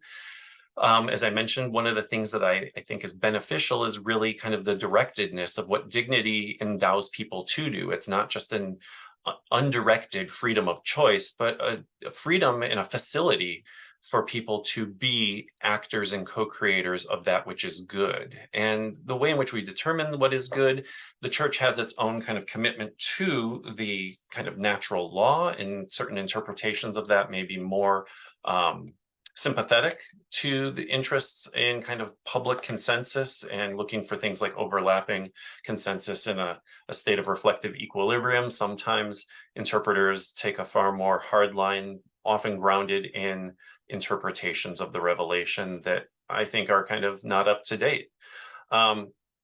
But one of the things to note as well is that dignity is not something that's understood as kind of individualistic, but dignity is understood also in the context of personalism. If we think about kind of the philosophy of Edmund Mounier and how that got carried into the Catholic social tradition, especially with John Paul II and much of his teaching and in the work of Jacques Maritain, I think that it kind of helps us to recognize that dignity is not just something that lies kind of individualistically, but in common, which is important to note the way that social capital operates in relationships and relationships of trust in groups and associations.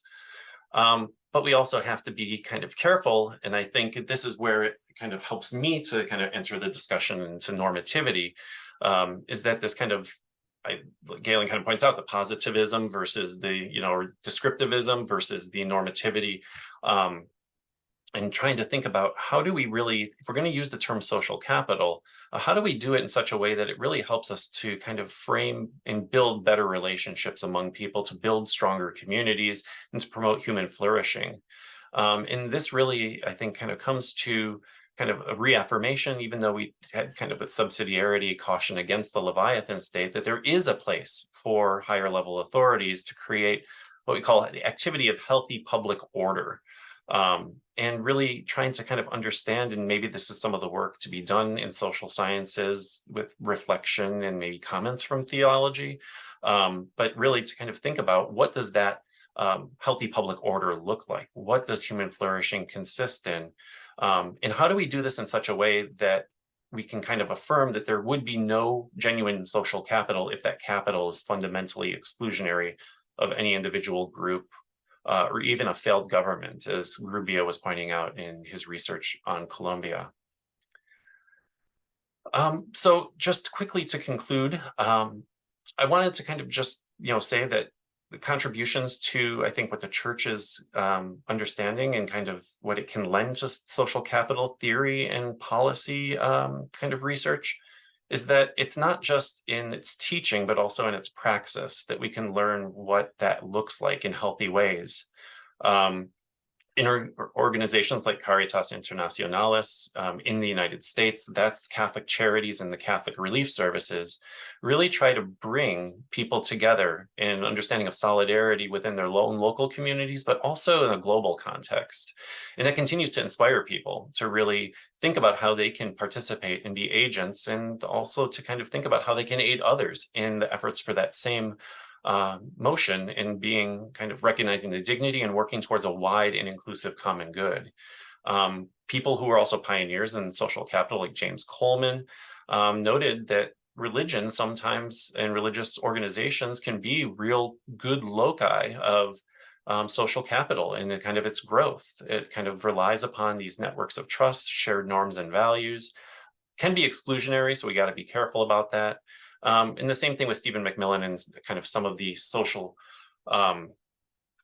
work research. But then lastly, I just wanted to note that this is an ongoing, I think, project that we want to be very careful about and I'm very careful about kind of having a triumphalistic understanding of what the Catholic Church brings. I really see this as an honest dialogue and attempt for mutual appreciation, because the Catholic Church's own institutions that can lend itself to these kind of opportunities for constructive networks of trust and shared social values to be able to help one another, also have been used to commit atrocities such as the systematic sexual abuse of minors, and most recently, alluding to Galen's kind of location in Canada with the Pope's recent acknowledgement and apology for the abuse of Indigenous peoples. And that also could go for several other populations throughout the world with the Catholic Church's influence.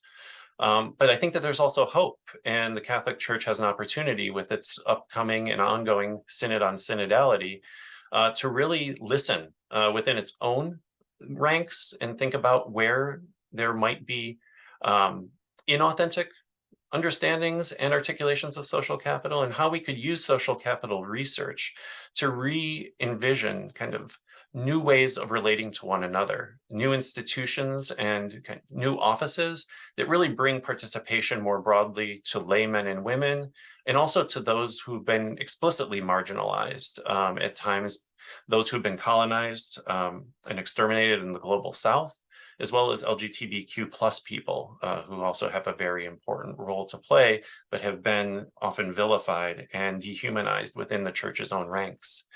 So though, just kind of concluding, though the proper locus of research on social capital is the social sciences, I think there's a really great opportunity for constructive dialogue between the Catholic Church's theology, philosophy, and its Pontifical Academy of Social Science, and practitioners in other religions and in the secular environment.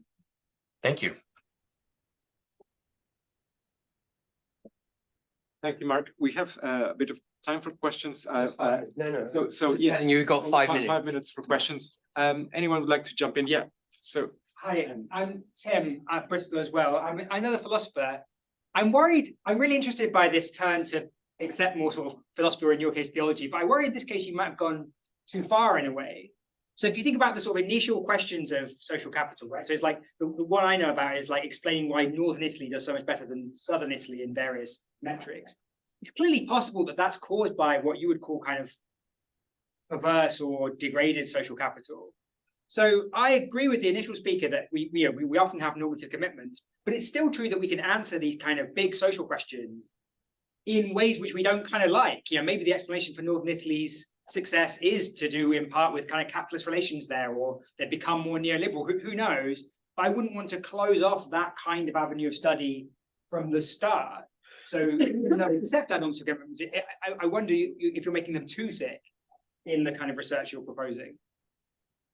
I appreciate that comment, Tim, and I may well be doing so. I think that one of the things that is that maybe, so when we're looking at kind of maybe in the long run, and this might be where I'm kind of thinking, so in the long run, how do, maybe kind of comparing Northern Italy, Southern Italy, differences in economic development, or maybe kind of in some of the kind of shadow economy and some of the relationships of kind of shadow state that exist in the South, which even the current Pope has called out the influence. I don't know if, would we want to label that, and that's maybe the thing, it's kind of to say social capital, in naming it as, but actually explicitly naming it as corrupt rather than naming it just as social capital in general, which could be used for good or for bad. I think that if it could be helpful, I think, as we would look, I'll have to think about that. I think it's the one thing I want to just kind of, one of my commitments is that, there are things that are value neutral, but I'm always think it's dangerous when we think about all things as value neutral, and human relationships. I think understanding them authentically always should be understood as I said, kind of there's a good in being with others in itself. And if there's something about it that instrumentalizes other people, then we need to kind of check whether or not that really constitutes an authentic understanding of relationship, and whether or not that would really constitute capital. And I suggest we collect all the remaining questions and try to answer them in one go. So I think Elizabeth had a question, and I would have a question as well. So my, I guess my question is, a lot of the things, it's not the same, but a lot of I was writing down the words that you use, and dignity, solidarity, reciprocity, responsibility, agency. When I was researching Muslim communities in Europe, the same things were coming kind of from the ground up in ethnography and the way of shaping society and participating in society. And I wonder if in your project there is, because it seems to me the overarching values and sort of or underlying major values of Catholicism that are coming out, and whether this is in your project, there is kind of space for both the kind of lived religious experience and how that can be engaged with seriously, whether you think that should be engaged with seriously in sociology, or if it's more taking the sort of theological / philosophical values in many ways, or overarching values, and using those to try to understand the social worlds. Do you see those as going together or being two kind of separate projects? And my question, Mark, is like, I agree that there's this need for dialogue between theology and sociology, and that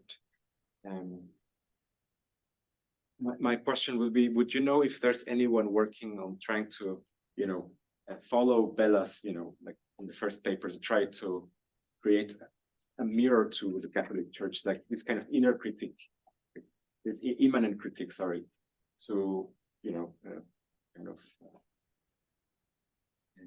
of bring the social sciences into the church. Thanks. Oh, thank you for those questions.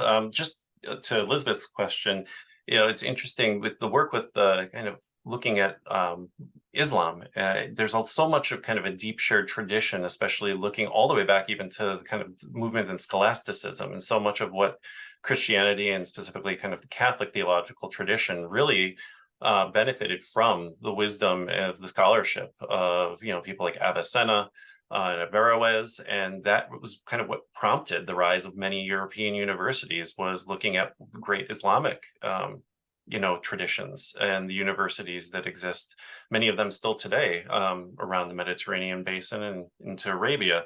And I think that because of, so that's kind of the first point that just kind of struck me. The second one is, especially noting theology has suffered in probably about, almost 1,000 years, I think, from an overemphasis on theory over kind of praxis or experience. And that's one of the things that liberation movements in contemporary contextual theology try to address, is really looking at lived experience, listening to narratives of those who often have been ignored or even suppressed, and using that as kind of the first motion. I kind of student of Gustavo Gutierrez, who wrote A Theology of Liberation, Dominican Peruvian, who was at Notre Dame when I was doing my master's degree. And Gutierrez talks about really, theology is always kind of a second step.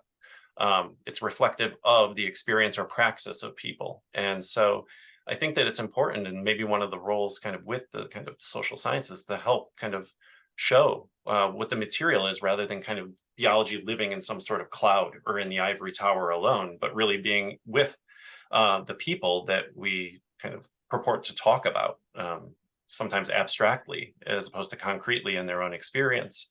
I hope that kind of addresses that. And I think that that even gets a little bit to Ruben's point, is that, it's not just kind of external voices that are often ignored, but internally. And so with kind of research, I'm not sure who in kind of sociology currently is really kind of helping to hold the mirror up to the Catholic Church and kind of looking at its own institutions, its own kind of networks of relationships. But I know that there's, there are centers, as I mentioned just previously, at the University of Notre Dame, that really try to do this thoughtfully and carefully, kind of trying to remain a voice that isn't, and this is tough in the public discourse, a voice that remains relevant and kind of not conciliatory, but at least kind of, invitatory to people who might be ideologically different from them within the Catholic Church. The church is a big tent, as many of us call it, and lots of people can live in there on the left and right. Many people are unapologetic, and some people are maybe over apologetic. But I'd have to look into that. I think that it would be helpful for my research, and it would be very interesting, hopefully for kind of benefiting from the research in social sciences, like many of you do. So Thank you, Mark. Thank you, Mark. thank you. I'll take over. Yeah, thank you. Yeah, thank you, Mark and Gallen, for getting us off to a good start.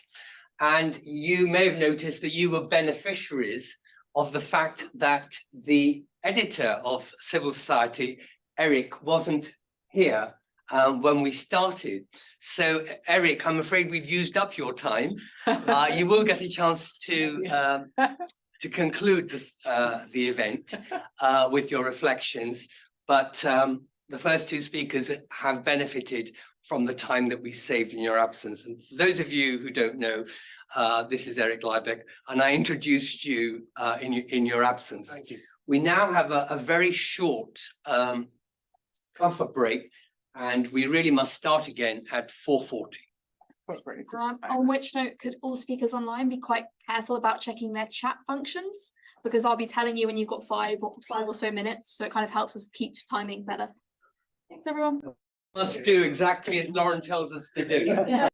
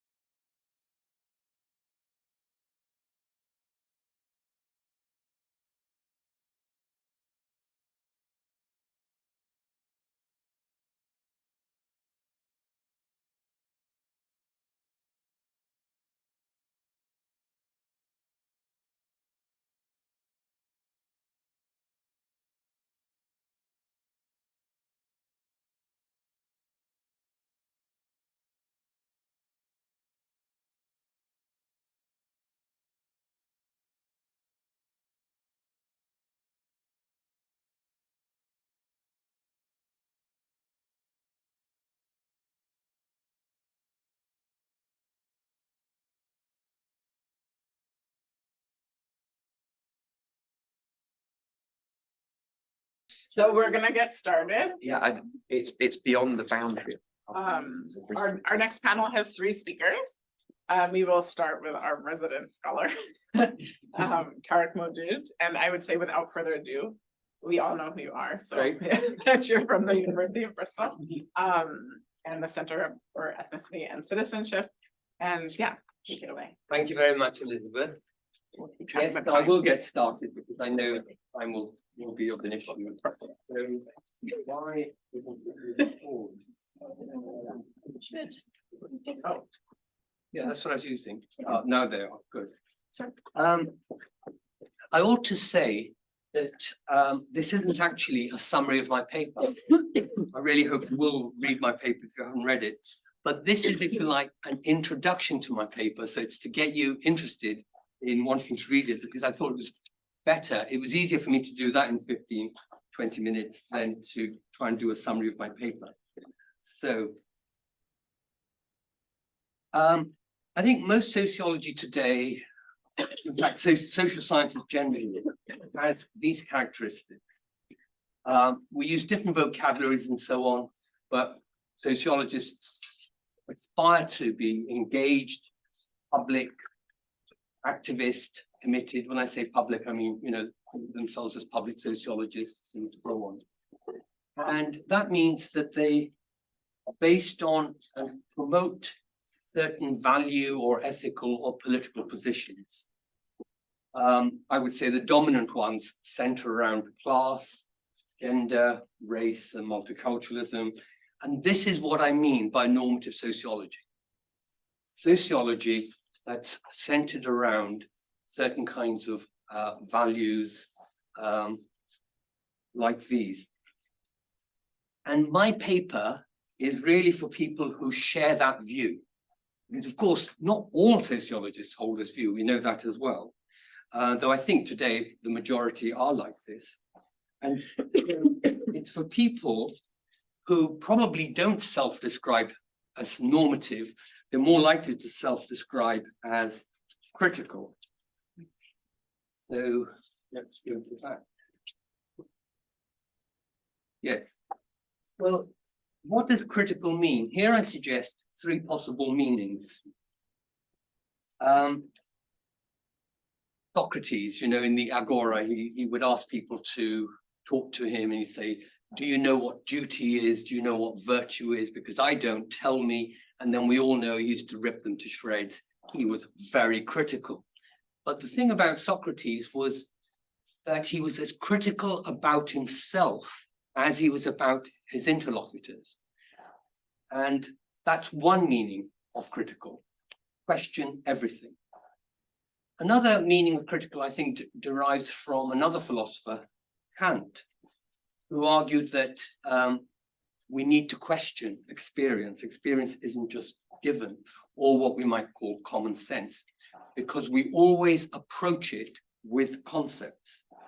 Inquiry always has an a priori conceptual structure. Experience does give us knowledge, Kant argued, but we must approach it critically, or if you like, by developing theory. And then I'll call kind of a generic way of doing sociology, critical social theory or sociology. And by critical social theory here, I don't just mean people who self-describe themselves as critical social theory, because that might be a very specific position.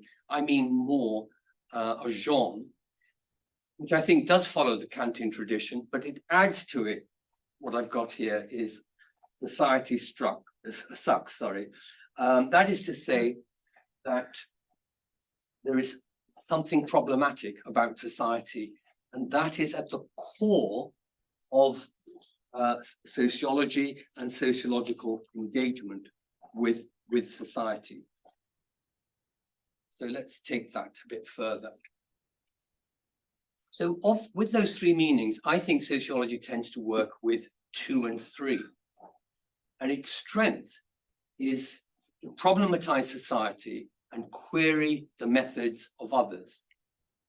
I think that this often leads to holism, thinking of society as all connected into one single monistic systemic structure, some form of single systemic structure, or reductivism, where everything gets reduced to race or class or gender or whatever the chosen concept is.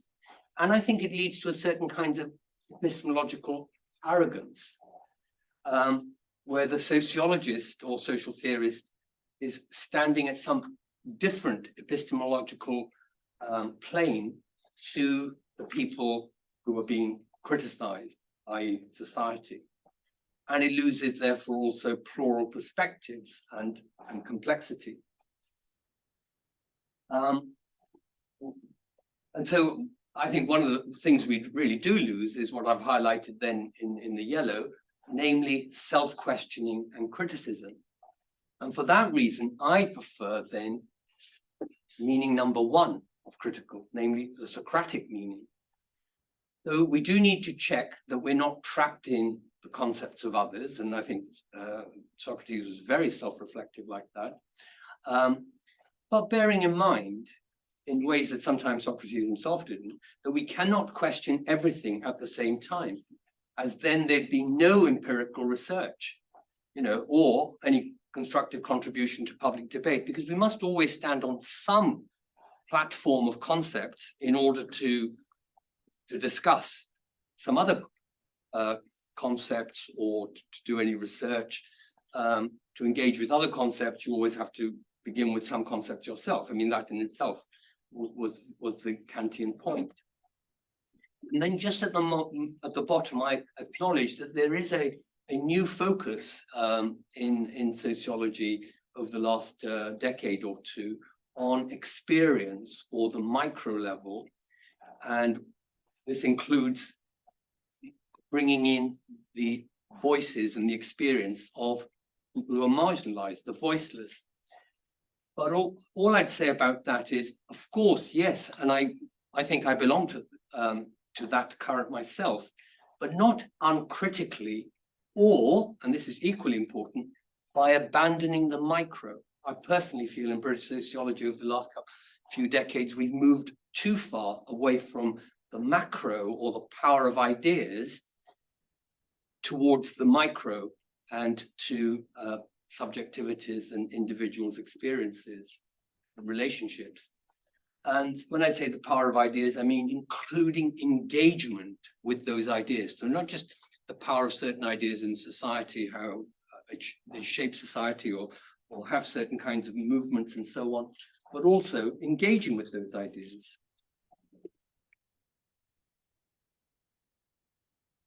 So this is what I think of as the key aspect of normative sociology. Firstly, to identify some operative norms, some norms that are already in existence, already in operation, and expose, of course, negative norms. So one could call that empirical normative sociology, because it is an empirical inquiry, finding out how things are, what norms are doing the work, and what are not sometimes doing the work, but are just decorative or hypocritically appealed to. Secondly, we must be able to distinguish negative and positive norms. So I'm kind of, in a way, partly unpacking the first point, because, and I got in brackets here, this is the opposite of some kinds of approaches, and not just a positivist approach, a kind of Foucauldian disavowal of, well, I don't know what's of value, all I'm doing is tracing a genealogy. I don't think, well, that's clearly not normative sociology, so I'm clearly not recommending that, because in normative sociology, you have to have some way of distinguishing some idea of negative and positive norms.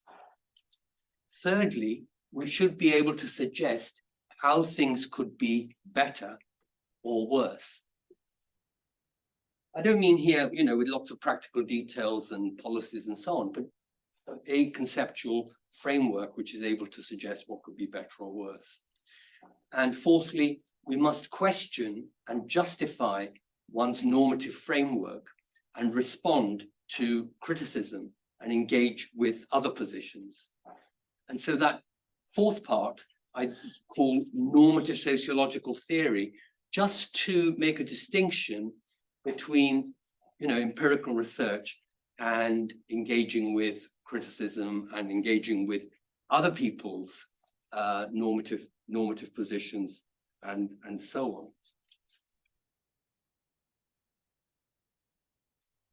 So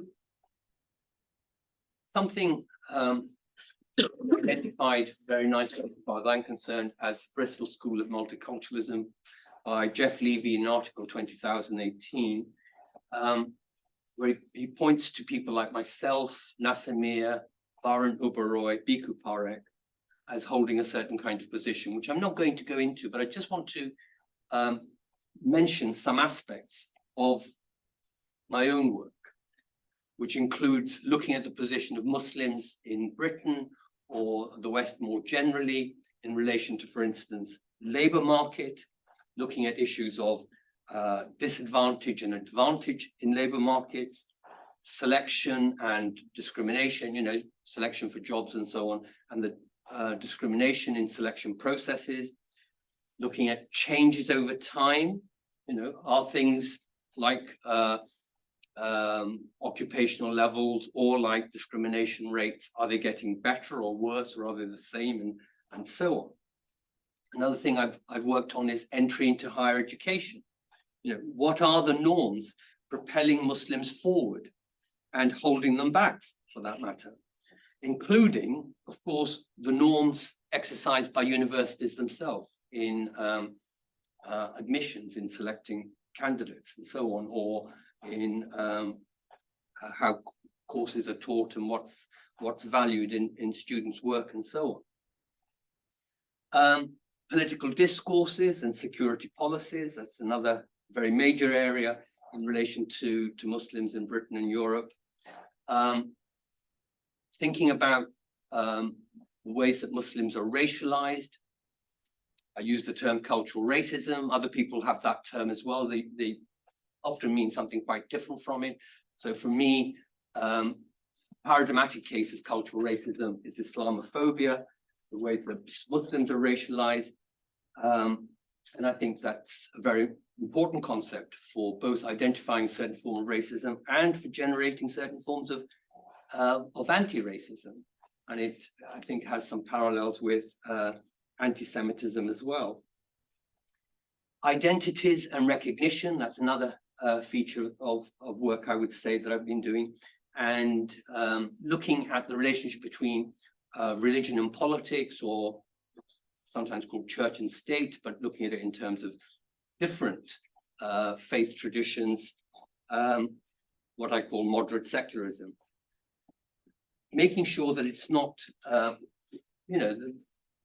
one doesn't work with uncritical assumptions, but on the other hand, working with what I say is, this is what my own work is based on, my own sociological work is based on, a theory of multicultural citizenship and national belonging. And I don't just use it to do the things that I said I do in the previous slide, but to argue for it. And one of the ways one argues for any normative concept is by identifying limitations. Limitations usually identified by other people, by people who disagree with you. So you then have to engage with objections that other people raise. That's what I mean by defending. So normatively defending a theoretical political framework as well as utilizing it. And utilizing it, of course, to identify and undertake socio-political research in the way that I mentioned. And if you like, I'm recommending this approach that I call normative sociology and normative theory as an alternative to what sometimes is referred to by other people as critical sociology. On the one hand, and I'm also saying this is an alternative to abstract, contextless political theory on the other hand, because I think there's too much uncritical advocacy and identarian positions in sociology today. I don't want sociologists to withdraw from that. I'm very much part of it, and so I'm certainly not asking, as some people are, sometimes within our own discipline, sometimes political commentators and politicians say, oh, there's too much advocacy, there's too much identity generating certain kinds of inquiry in universities and so on. I'm certainly not saying that. What I'm saying is sociologists shouldn't withdraw from that, but we need to be careful about a one-sided opposition. And above all, we need to be normatively reflexive by reasoning about and not just with the normative concepts we use. And that's why I particularly think that what's of great value, and this is what works for me, but I don't say this is the only way to do it, is by a certain kind of interdisciplinarity between sociology and political theory, because that makes sure that we don't end up using our normative concepts in a uncritical, unreflexive way. So, as I say, that's an introduction to the actual paper and also the interview I did with Elizabeth, which is in the special collection. And it's not a summary of the paper, but it does cover the kinds of issues raised in the paper. So thank you for that. Reminder. Amazing. Amazing, yeah. Not Possible. usually. I can assure you I'm not. So we would open it up now. We have then a little more than 10 minutes for questions and comments. Hi, I'll just introduce myself. Yeah, and that'd be say great. people will know. I'm Leonidas Tsilipakos, and with the faculty here at University of Bristol. Thanks very much, Tarek. That was very clear, very fruitful for my way of thinking as well.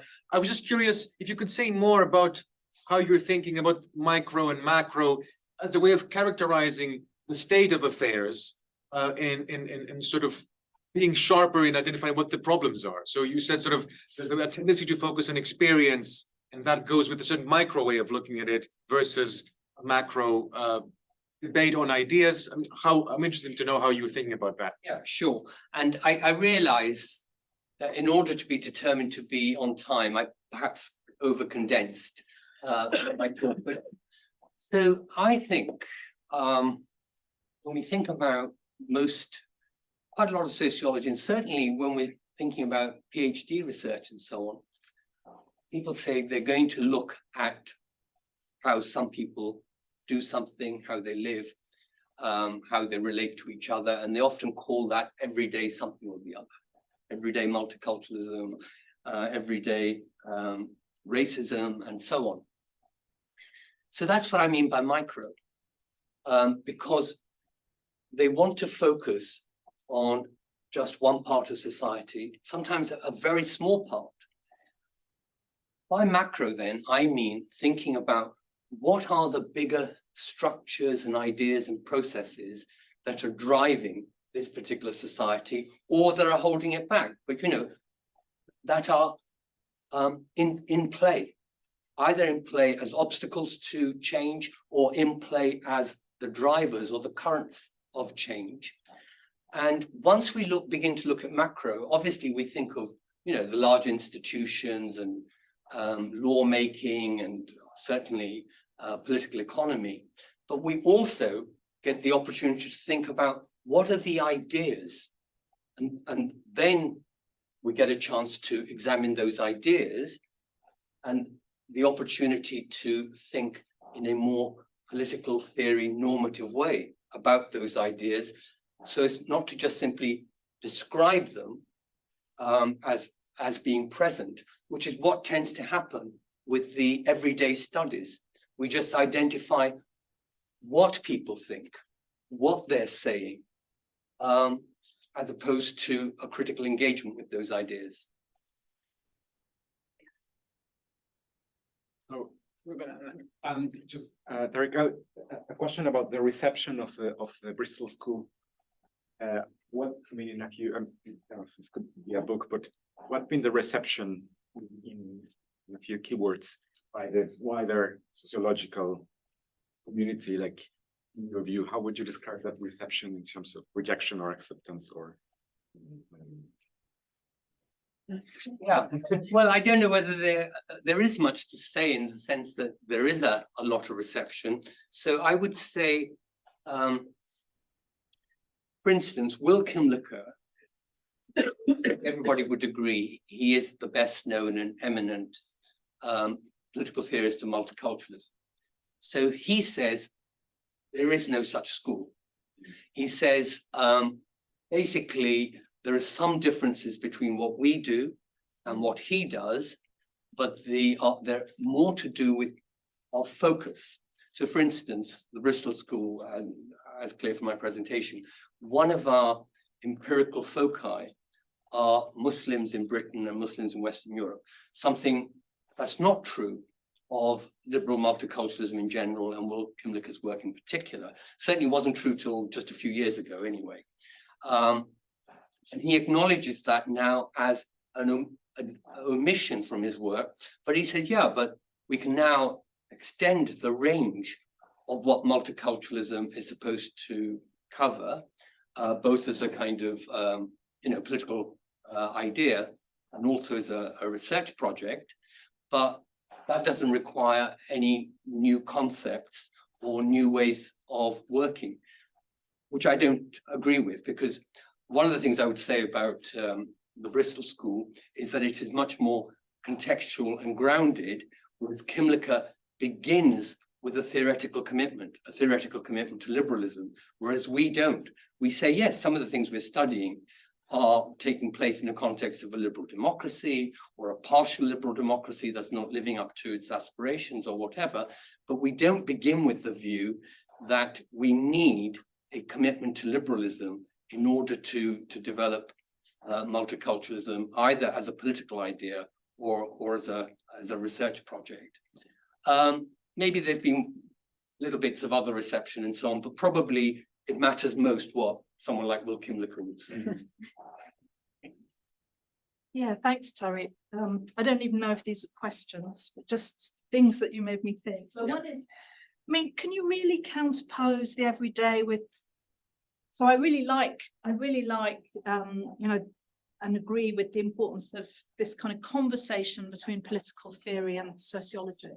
Can you really kind of counterpose the everyday with conceptual or theoretical work? I mean, those people, whoever is being researched, are themselves drawing on concepts and, you know, which have theoretical history, you know, so what you could almost say, like, they're living in some ways in the shadow of some of these kind of big theoretical ideas. So that was one question, I guess. And then the other was, so I'm always hesitant to call myself a sociologist. I don't really know what I am. So I wouldn't kind of want to pontificate on the nature of sociology, but just from the point of view of migration, I've quite often thought, I've thought, oh, we have now, you know, we had, so migration emerged as a field, and then after 10 years, you get critical migration. Like, you get race, and then you get critical race, gender, then you get critical gender. So, and I really don't think that in this very small field, most people wouldn't necessarily describe themselves as critical migration scholars. Like, that is a particular kind of field. And so I was wondering how that fits with what you started off saying about all sociology being, in a way, kind of critical, or to some degree or other. And this sucks, and but nevertheless, this I actually don't think there's lots of migration scholars, I think, who wouldn't say that. But also, then I think that one of the limitations of the critical field is precisely that it doesn't do what you say, which is suggest how things can be better. I mean, it's like, it's the easy thing is the critical. The difficult thing is the so what? What's the transformatory potential? So I wondered if you could say, if you think there's anything to be said about critical versus transformation. You know, a more bigger thinking, more imaginatively. Yeah, so that's quite a lot. So I entirely agree with you that if we were to do an empirical inquiry, you know, some kind of qualitative research about a particular group of people living in a particular part of Bristol and so on, to say anything interesting about them would be referring to some ideas that are present, not just there, but, you know, part of our larger society. They're part of a climate of opinion, or they're generating opposition to a climate of opinion, and so on. So there's a certain level of conceptual presence. I entirely agree with that. But most sociological projects then just focus on the specific micro and not engage with those ideas. And I certainly think that's true of what people self-describe as everyday multiculturalism, because when I see it, they spend about 3 or 4 paragraphs saying what's wrong with what they call abstract or normative multiculturalism, which is usually quite crude, often a caricature. And then they leave those ideas behind to say, and now I'm going to do something else, which is everyday multiculturalism, and so on, using quite different methods and so on. Methods where they deliberately want to cut themselves off from any kind of normative evaluation, because they want people to speak for themselves, and they often define a particular project as giving voice to people who didn't have a voice, and so on. So that's the contrast I'm making. If you pull the ideas out, you can engage with them. If you say, well, no, I want to close it all down to the micro, the ideas are present, but the ideas are present in a very micro, unworked out way. The term critical, yeah, I kind of hesitated about this because, of course, some people say they're critical and other sociologists say they're not. But is there anyone in the school that says they're not a critical sociologist? Oh, Leonid, I'm agreeing. Yeah, yeah. Because I think it's part of the self-description of who we are. We had a research away day in January. I couldn't make it. I was somewhere else. I was in cycling in Vietnam, much to my pleasure. But I saw the minutes and the Padlet questions and answers that came afterwards. And one of the results of that is that our school has decided, especially the sociology part of the school has decided that one of our self-descriptions, one of our self-definitions is that we believe in critical sociology. So I don't think there are many sociologists say, oh, I'm not a critical sociologist, I'm something else. I think it's just the other way around. The term is loaded with self-value and people want it. So I think that's true in migration studies as well. What is true is that in migration studies, there's also quite a lot of government or government agency funded type research that's just looking for small scale solutions to specific problems or policy tinkering or something like that.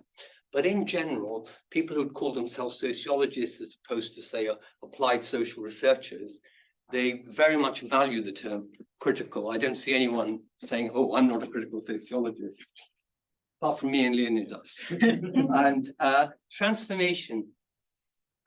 Yes, I think this relates very much to a paper that was given earlier when you weren't present, Bridget, by Galen Watts. Change takes place in different ways at different times and scale. I mean, different speed when I say different times, different pace. So transformation is quite a big, ambitious goal of change. And so I can accept it at that level, but you can't show that everything that you're doing is transformative, only as it were, and not just your own work, the community, you know, the disciplinary or the particular part of the discipline that you belong to. You say, as a community, we're engaged in work that we hope will have a transformative potential, a lot of which is obviously totally out of our hands because we don't know how the world will go. I mean, look how it's going today. Who would have predicted some of the things that are happening today? So in terms of a normative aspiration, I suppose I want to say, I want to win my successes wherever I can win them, rather than say, I want to transformative change, or I'm going back to the library and just reading, you know, another book. So we're at time, unfortunately, but maybe you can bring it. I was just going to point out there might be someone on the chat. Oh, we forgot about the chat. No, but the chat got excluded. I'm just. Oh, it's just about classes. Sorry. You're all Oh, good. okay, good. Okay. So I mean, I have the affiliations here. So now we have another virtual presentation, and that is by two of our authors. So Daniel Chardillo, who is from Loughborough, and Sebastian Razza, who is from Cambridge, and they are online from Cambridge and Chile. So this is how virtual life works positively.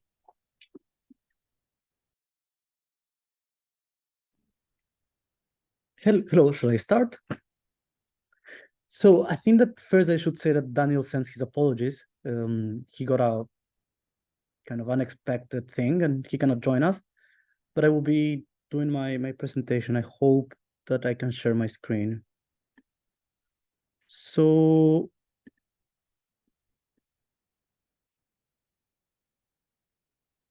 yeah, I think that it is there.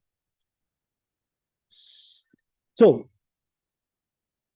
thank you. I would like to thank Ruben and Tarek and everyone for inviting us to present this paper. I think that is quite interesting, and it was published in the same collection in the one that we're launching today.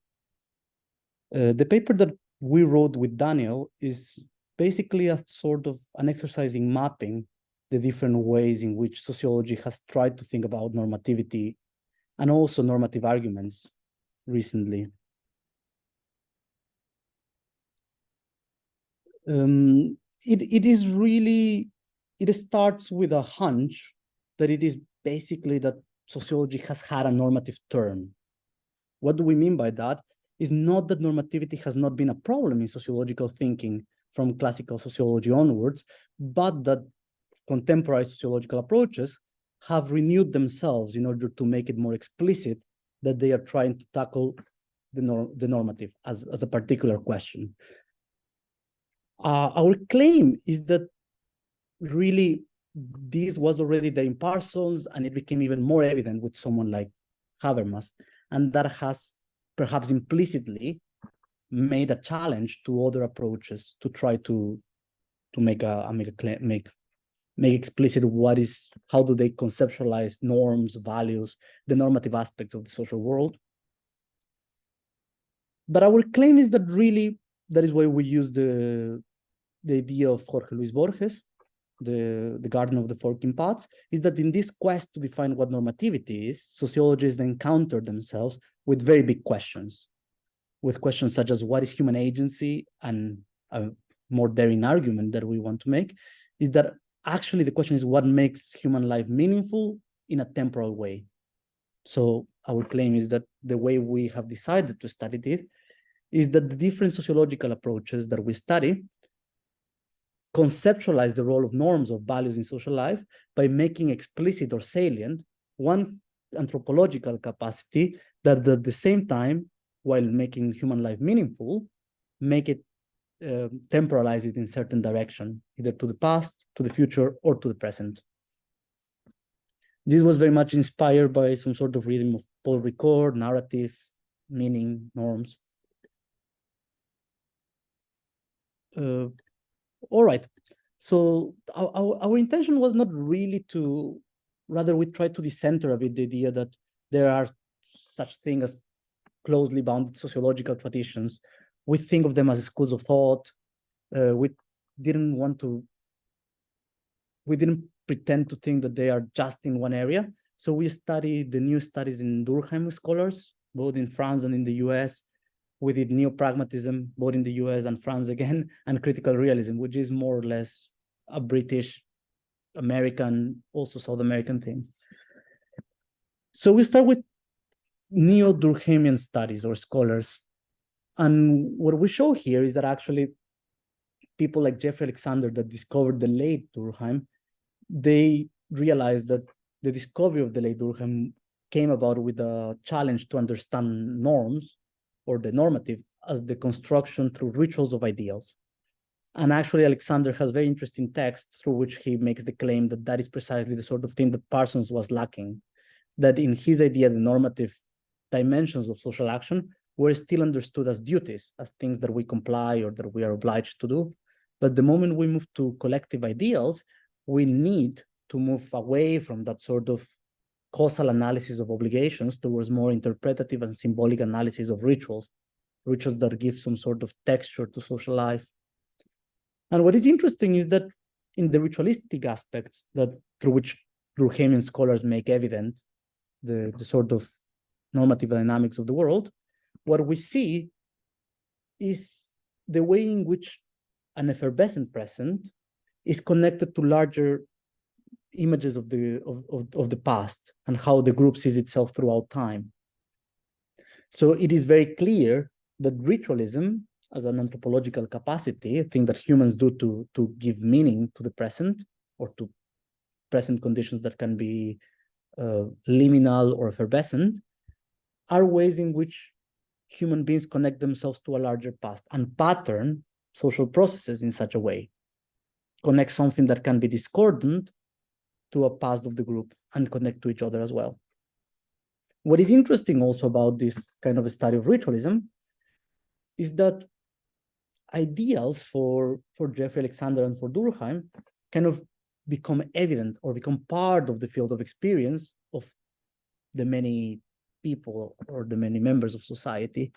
And normally how they become materialized in the world is not as these objects that are kind of transparently there for us, but rather they're very emotionally charged objects that are very dense as well. They appear in forms of totems, that is the classic Durkheimian analysis, things that call our attention, that seduce us in certain ways, right? And what is interesting is that there you start seeing the kind of divisions within the kind of people that take a neo-Durkheimian approach to normativity. And it is that some of them believe that all normativity has this shape of sacred-like totems, right? Whereas you have other kind of Durkheimian scholars like Cyril Lemieux in France that believe that agents themselves can engage with these objects and transform them. So that is the thesis that Habermas calls it, the linguistification of the sacred, meaning that there is a transition, that there are transitions through which totems can be transformed into Bibles, Bibles can be transformed into legal codes, and that this allows us to see more clearly, or perhaps to engage with the normative, or better said, this allows for a different operation of normativity in social life. And we claim that people like Jeffrey Alexander miss this dimension because they don't really want to engage with the notion of secularization, which is another way of connecting or studying normative dimensions of the social world. Another aspect that is not here in the slide that we engage with is the question of, okay, so the neo-Durkheimian scholars give you this internalist view of society, of norms, but how do they claim that we can study it? What are the sort of evaluations that they can make of a practice? And our claim is that actually it is a bit confusing because people like Alexander, for instance, they don't feel that they can step out of the society to see whether norms are being oppressive or not. So they end up giving a kind of reaffirming substantive view of their own principles that hold the society together. The other sort of Durkheimian scholars that believe that there is a process of linguistification, to use the term, they might want to talk about the emergence of second-order attitudes. So they derive a formal principle by which the more reflexive a practice is, the better it is. So the normative standard to evaluate different practices is whether they afford second-order attitudes. Then we move to neo-pragmatism. And again, we don't claim that pragmatism or the old-fashioned American pragmatists were not normative. Our claim is way more modest, to be honest. It is to say that the first wave of influence of American pragmatism in the Chicago school, in the first and second generation, kind of drew upon this idea that social processes happen in space and time in a contextualized, situated manner, but they didn't really problematize or wonder what is the place of norms and values in this process of contingent and local adaptations. What we claim is that in the third Chicago school, people like Andrew Abbott kind of made explicit that. And for that, he needed to incorporate a new set of methodological tools and also vocabularies, right? So Jeffrey Alexander, when he discovers the late Durkheim, he introduces all these hermeneutical methods, right? He says like, sociology needs to come closer to cultural anthropology. It needs to come closer to performance studies because we need to see these moments that render human life meaningful. Similarly, people like Abbott, they think like, okay, we cannot just describe this process of adaptation in a neutral way through methods of observation and analysis. And he coins an idea of lyrical humanism. It's a bit of an odd term, but what is interesting is that he also believes that narrative has an aspect in the description of a normative process. But what is interesting here is that normativity is not really seen as that which, or is not really seen as that which connects a present to a past, but rather as that which stabilizes a present from within the present progressive tense of the situation. So the idea is that we have different happenings all the time, controversies or dilemmas or scandals that within themselves, they contain the resources to create new rules and to build consensus in a situated manner, right? So the social process is patterned from within to practices of reason giving and practical testing in more or less the present progressive tense of the ongoing situations, right? So at every turn, the process or a social process can enter into a state of contingency by which it readapted itself. But what is interesting here is that Abbott also turns to a new vocabulary, right? He no longer talks about ecologies or dynamic equilibrium, but he talks about jurisdictions. So when a problem emerges, agents can engage in reason giving to define not only how to best solve the problem, but how to define the problem itself. What is this a case of? Things like that. The other sort of approach that does this is, of course, French neo-pragmatism in the works of Luc Boltanski and Laurent Thévenot.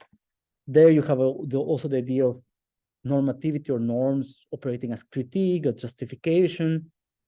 And our criticism to this is that it is the reverse, or better said, the obverse of the previous one. If neo-Durkheimian studies have the tendency to think of normativity just as something that is over ritualized, almost just a matter of emotions and effervescence, we believe that even in the American pragmatism and the neo-pragmatists, you can say that their view of normativity is very much influenced by their commitment to science and democracy. The way in which norms and values operate look very much like a constant scientific test, better said, a large laboratory that is every time set up in different practices of consensus. So normativity seems to be over-rationalized in these views. The third sort of tradition that we mapped or that we chart was critical realism.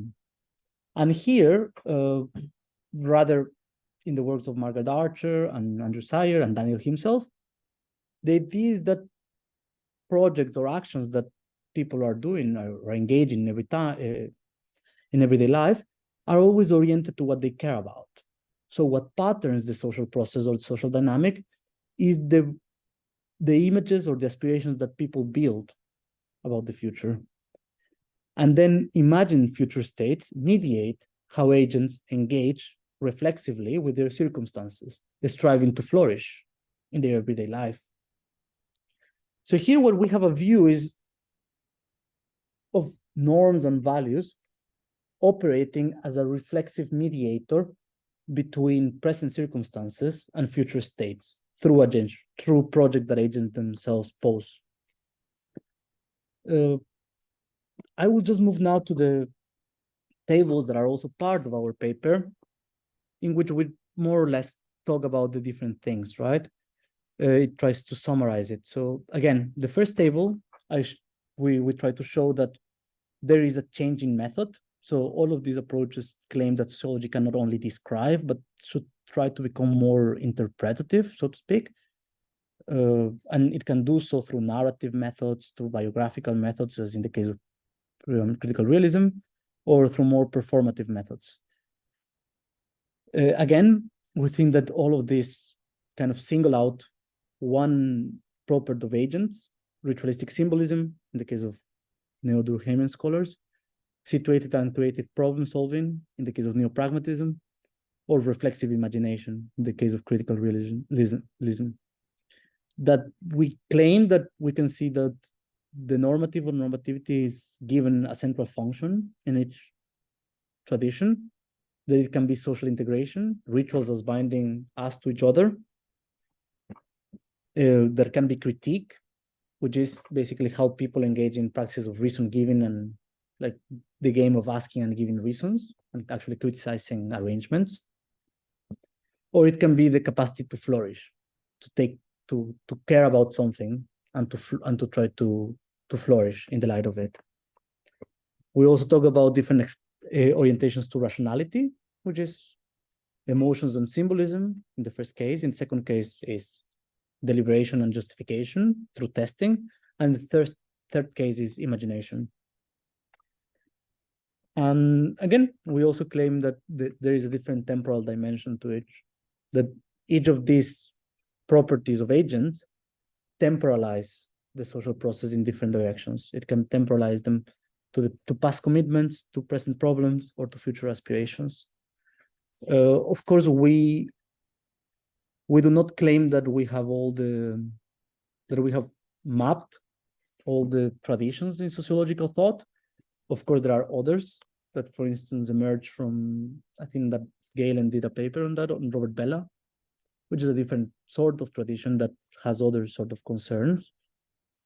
We believe that there, of course, we can call it the Tocquevillian tradition, But at least what we expect is to give some sort of view of the different ways in which normativity has been conceptualized, or norms have been conceptualized in different traditions, and to give at least a roadmap to say, like, all right, it seems that a safe way of understanding or analyzing how these different traditions have tried to do it is by looking at what sort of agential property they look at and what sort of temporal dynamic is at stake.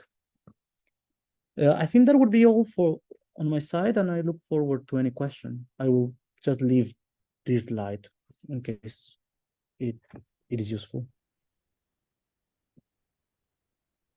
Great, thank you. Another person saying under time. So we would have about 12 minutes for discussion. Ruben has something to say immediately. Yeah, thank you, Sebastian. One question about the future, as it were.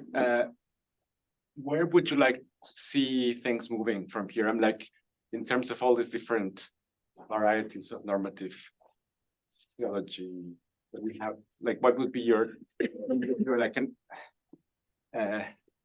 like a nice future for all this, like more dialogue between them, or I don't know, like what?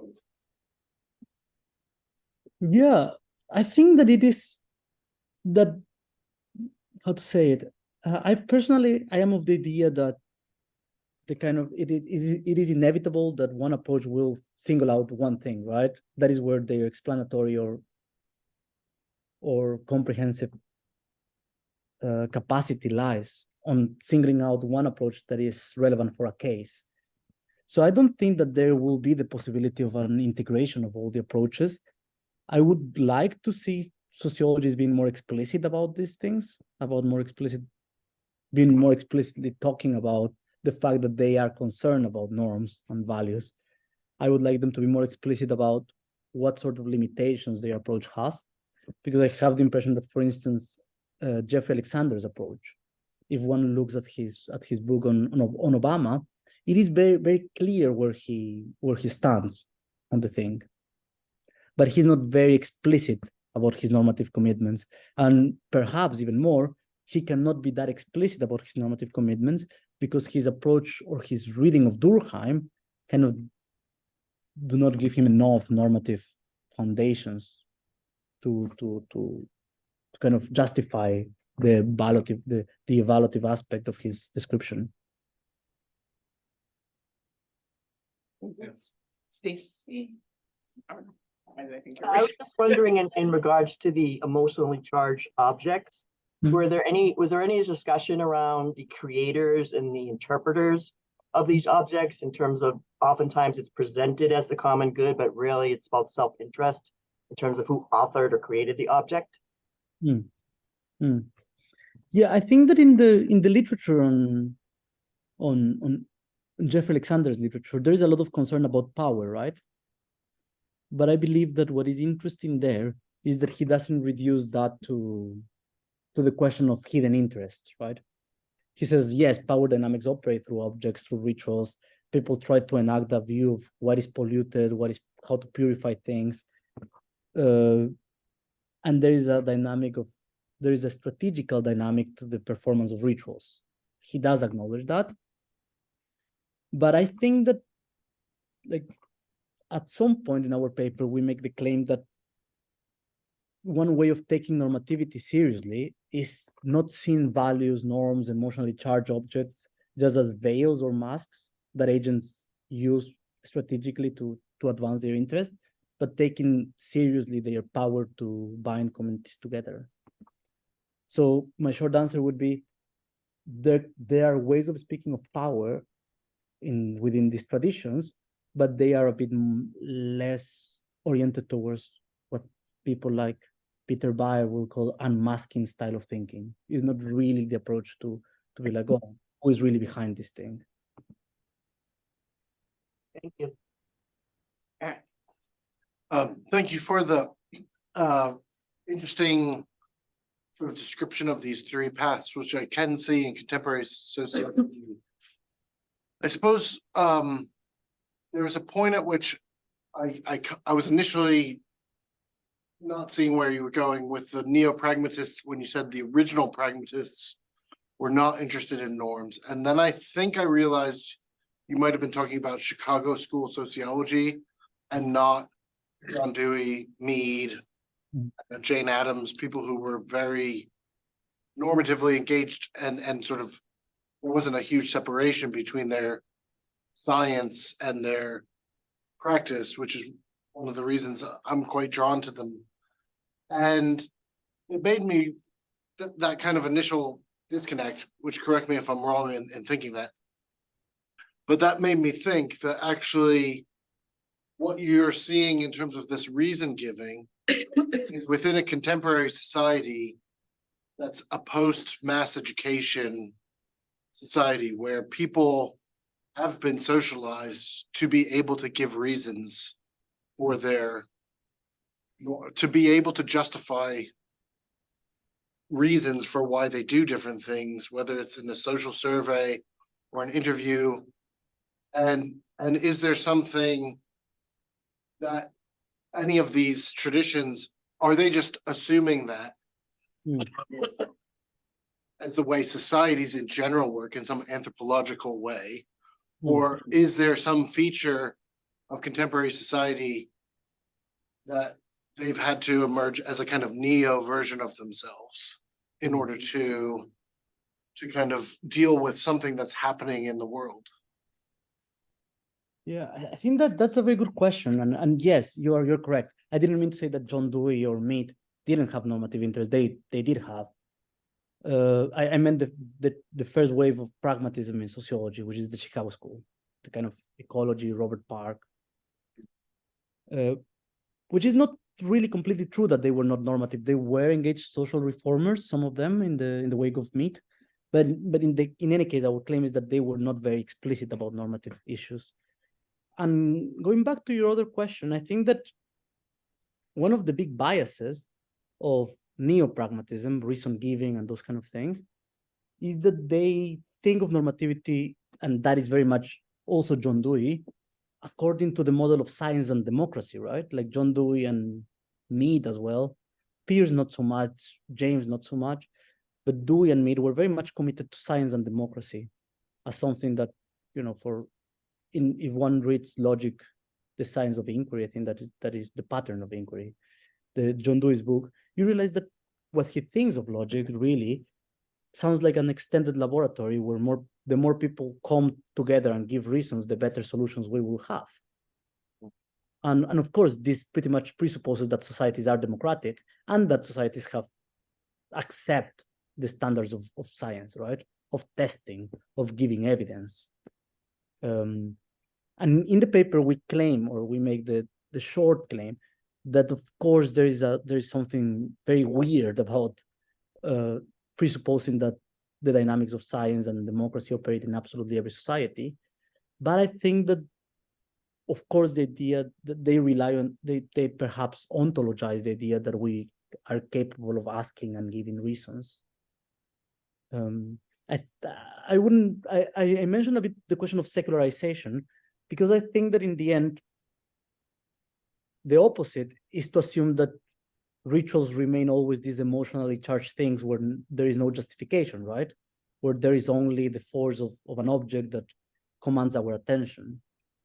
And I think that the solution, or the way out of that dilemma of either normativity operates as a religion or it operates like a constitutional court, the solution is to talk about a process of secularization at least, or at least the transformations, the symbolic transformations of norms from more ritualistic ways of working to more legalistic or rationalistic ways of working.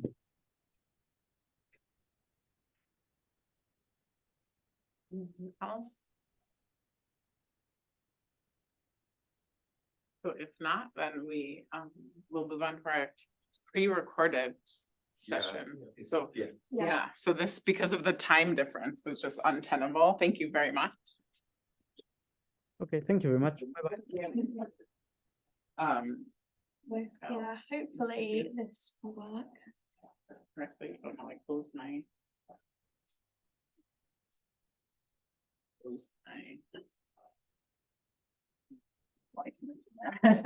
Saori Murakami, who wrote on the role of social research in opposing injustice.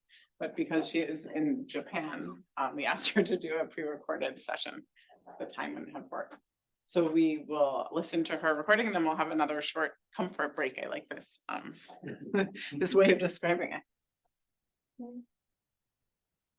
Thank you very much for being here today. I'm Saori Murakami, a lecturer in the Department of Economics in Kushiro Public University of Economics in Japan. Today, I'd like to present my published article titled The Role of Social Research in Opposing Injustice. Please look at this photo. The photo was taken when I conducted fieldwork in West Bengal, India, in 2018. The photo shows that women fight against gender-based violence in their community. This is just one example of people struggling against injustice.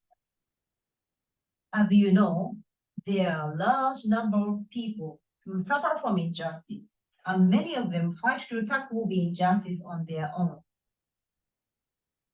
This study starts from the premise that social research has the potential to help people such as women fighting against gender-based violence in rural West Bengal. As such, the central question of this study is as follows. How can social research contribute to helping those struggling against injustice? Evidently, tackling this question is not easy. To a single discipline will not help. Thus, the study takes a post-disciplinary approach and a synthetic approach. As such, the study draws on sociology, moral and political philosophy, and other social sciences. First, let me talk about the normative term in sociology. Sociology has long been dominated by positivist research since Max Weber's call for axiological neutrality and the emergence of the philosophical movement of logical positivism. Over the past few decades, many sociologists critique the separation of normative inquiry and empirical analysis. First, they argue that when we describe an empirical phenomenon, inevitably we make a normative judgment. Second, they highlighted that statistical data are value-laden. Therefore, they argued that value-fact distinction is untenable. Some of them even advanced proposals to reconnect normative inquiry and social science. For instance, some have called for explicit and reflective normative inquiry in sociology. Others have proposed that sociologists should conduct interdisciplinary research. And others have suggested that sociologists should conduct critical social science while considering the target audience of their research. We now look at the normative term in moral and political philosophy. Since the publication of John Rawls' A Theory of Justice, this discipline has been dominated by ideal theories of justice which depict a utopian society. As a result, moral and political philosophy began to be detached from social reality in which a large number of people suffer from injustice. Over the past few decades, many philosophers critiqued this dominance of ideal theories. Their critique illuminated that ideal theories alone are not sufficient to bring about justice-promoting change. We need non-ideal theories which help us guide our actions in order to move closer towards the ideal utopian society. It is also necessary to transform the theoretical propositions from ideal and non-ideal theories into action strategies and policy proposals. For this, theorists of justice need to collaborate with social scientists. Recently, Many theorists of justice have developed non-ideal theories of justice by drawing on social science. With its synthesis, these non-ideal theories advance policy proposals to tackle injustice. Some theorists also drew attention to the importance of considering the target audience to bring about social change.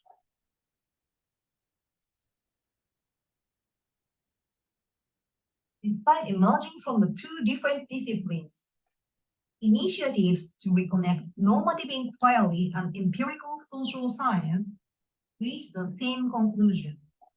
First, the synthesis of the normative and empirical is indispensable to illuminating highly complex normative social realities and to avoid misleading and practically irrelevant research. Second, engagement with interdisciplinary studies is crucial to actualize such research practice.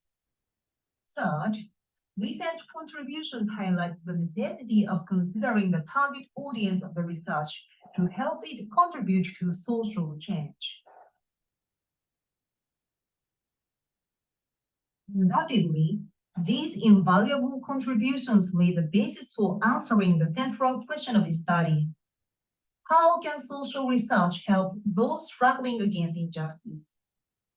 To delineate an answer, I argue that the contributions must be integrated into an encompassing framework. It is also necessary for the study to address the following three issues. 1. How injustice can be reduced. 2. Who may be relevant agents to tackle injustice. And 3. What roles social research can play in the process. I argue that the non-ideal theory of justice developed by Amartya Sen can help address all the issues. According to Sen, it is not necessary to identify an ideally just utopian society. Sen argues that it is important to focus on ways to reduce injustice in practice.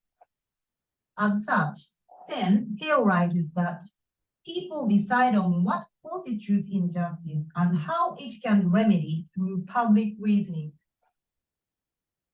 Sen conceptualizes public reasoning as people's exercise of practical reason behind what is to be chosen and which decisions to be taken. In a nutshell, what Sen means is that through balloting, public interaction, discussion through media and agitation, cases of injustice will be identified and strategies to tackle the injustice will be determined, which will lead to a less unjust situation.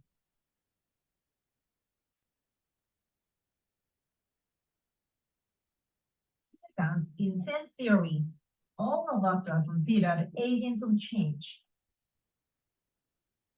This is understandable given Sen's concept of public reasoning.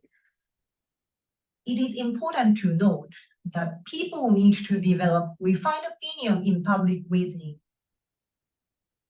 A refined opinion refers to an opinion which can be developed only by having one's raw opinion tested by the consideration of competing arguments and information conscientiously offered by others who hold contrasting views.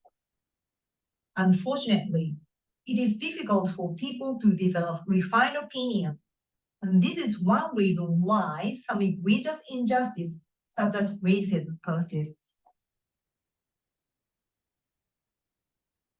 In the face of this social reality, Sen argues that theoretical concepts are resources for people to refine their opinion and thus for public reasoning to work more critically. For example, drawing on Adam Smith's theory of moral sentiment, Sen argues that people need to engage in the thought experiment of impartial spectators in public reasoning. In so doing, people can test their value judgment in the actions. In fact, there are many other concepts which have helped people to critically reflect on social reality. These include human rights and sexual harassment, which are in fact developed by philosophers and social scientists. I argue that the invention of normatively powerful theoretical concepts is the first route through which academics can contribute to help those struggling against injustice. My study further advances three more routes for academics to contribute to reducing injustice through public reasoning.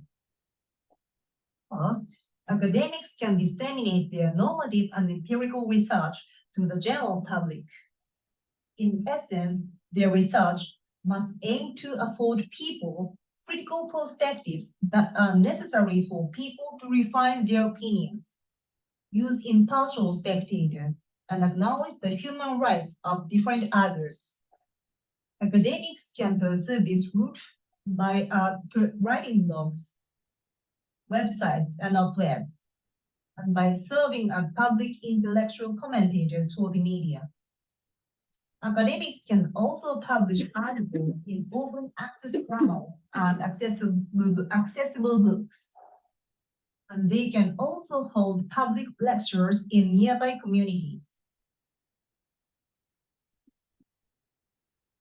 Another route is to make public reasoning more inclusive by bringing marginalized people's voices into public reasoning. Pursuing this route may take the form of collaborative research to propose solutions to the problems that marginalized people face, such as poverty, discrimination, and poor educational provision.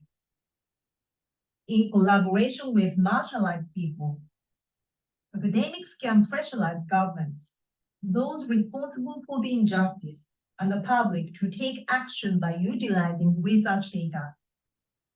For this route to be successful, academics and the marginalized people must build a strong coalition. For this, it is indispensable for both academics and marginalized people to engage in the thought experiment of impartial spectators to reduce the biases in their value judgments. It is also important for academics to impart research skills and resources to marginalized people in the collaborative research. Last but not least, the fourth route for academics to contribute to public reasoning is through teaching. Teaching should aim at cultivating students' normative consciousness, that is, their capacity to assess normative assumptions that underlie both scholarly work and everyday life, and to develop their own normative positions. Given that academics have their own bias, and the universities can be complicit in perpetuating injustice, teaching to cultivate students' normative consciousness must be coupled with cultivating the student habits of developing refined opinions and using impartial spectators. As a first step toward this end, academics can teach the students the concept of human rights. In addition, it is crucial to provide youth from marginalized communities with more opportunities to attend university, for instance, by scholarships and affirmative action. Such university reform would help bring more critical and diverse perspectives to classrooms and facilitate the cultivation of a normative consciousness among students. It is also very important for academics to train students to reach a sensible consensus with people who hold very different opinions from theirs. In this training, academics must stay open-minded and facilitate the dialogue among students by creating a safe space. Finally, I'd like to conclude my presentation by showing that putting the proposals into practice is not that difficult. Here, what I'm doing as an academic in Kushiro, Japan. First, I'm teaching seminars on justice. In the seminars, students are required to engage in dialogue with others regarding the issues of justice and injustice.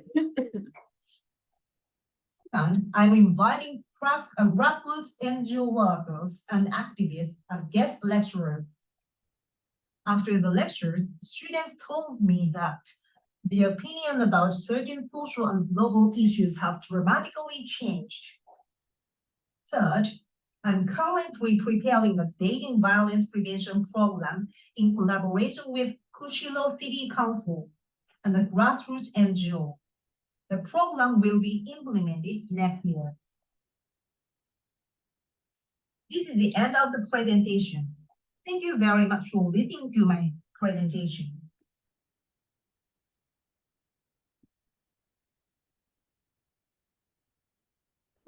We won't have a question. I want to clap. Yeah, I want to.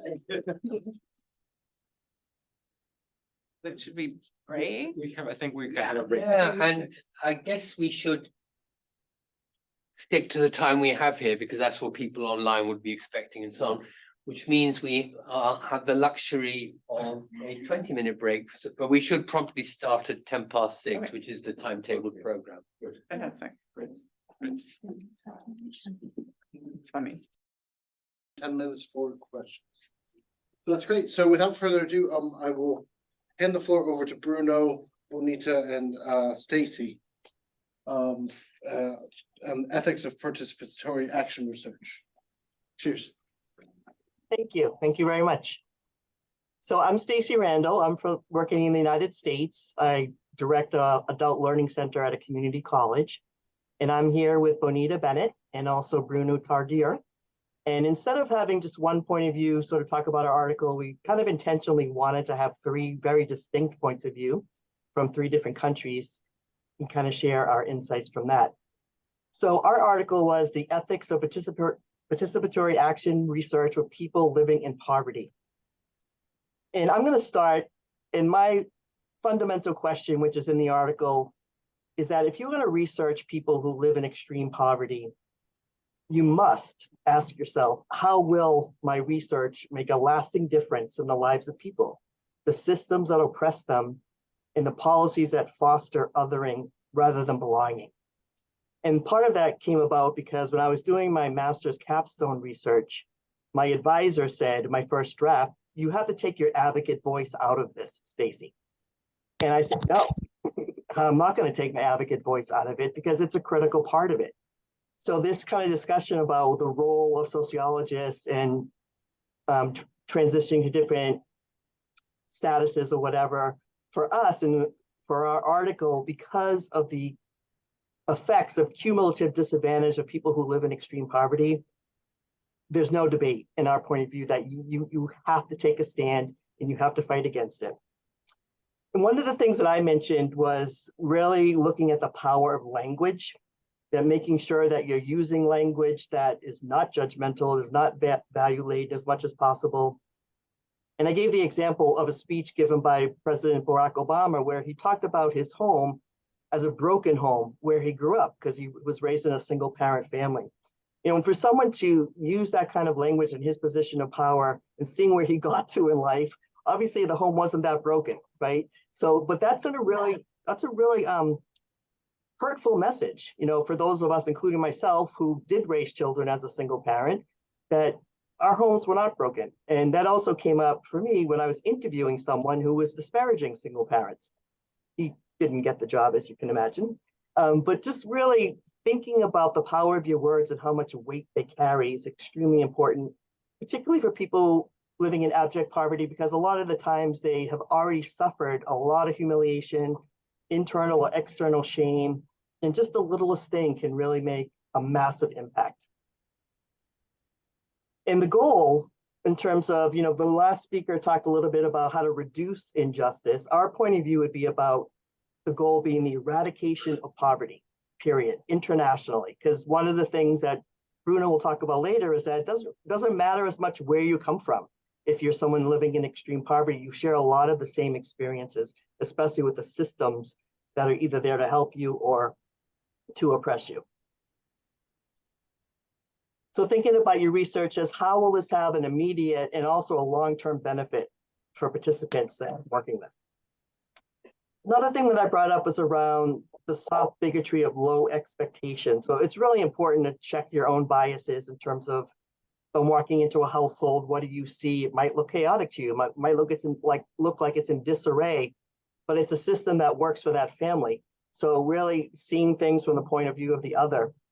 In America, there's a phenomenon called cradle to prison pipeline, which really targets Black boys in particular, where the low expectations of the school systems and the court systems from the day they're born sets them up on a trajectory that they're not going to succeed in school.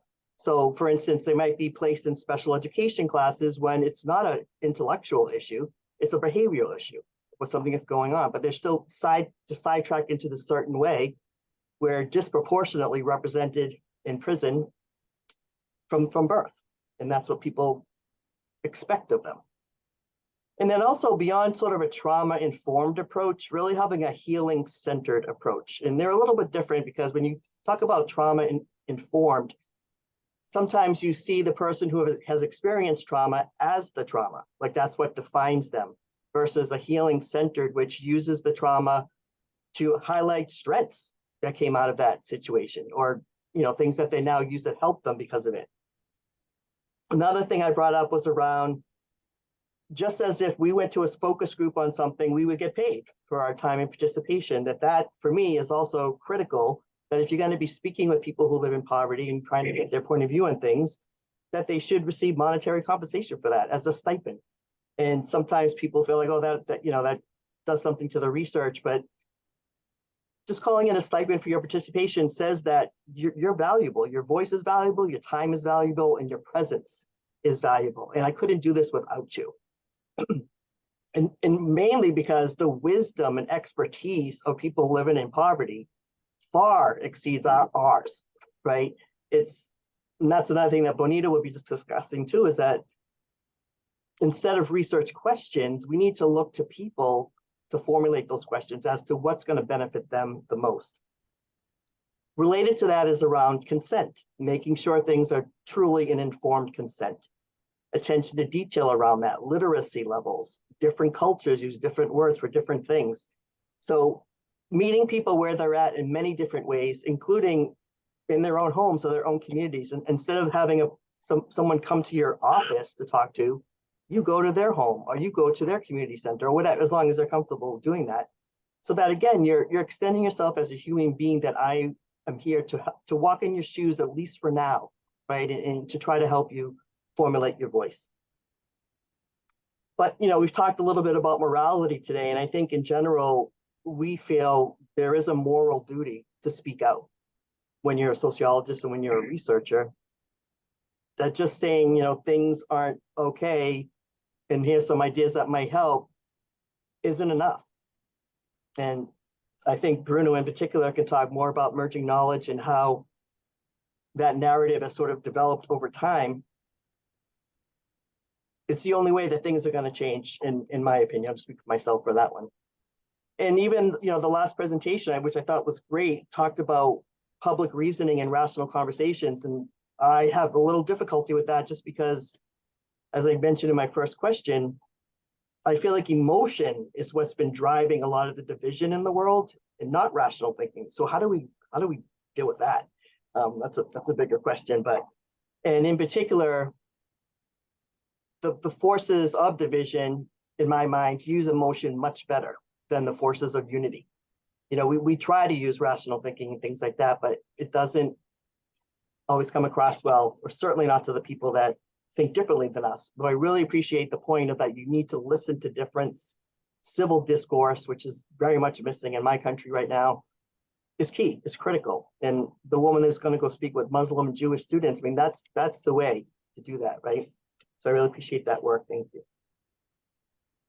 And one more thing about language, I would just say, a lot of times people will say, poor people or the poor.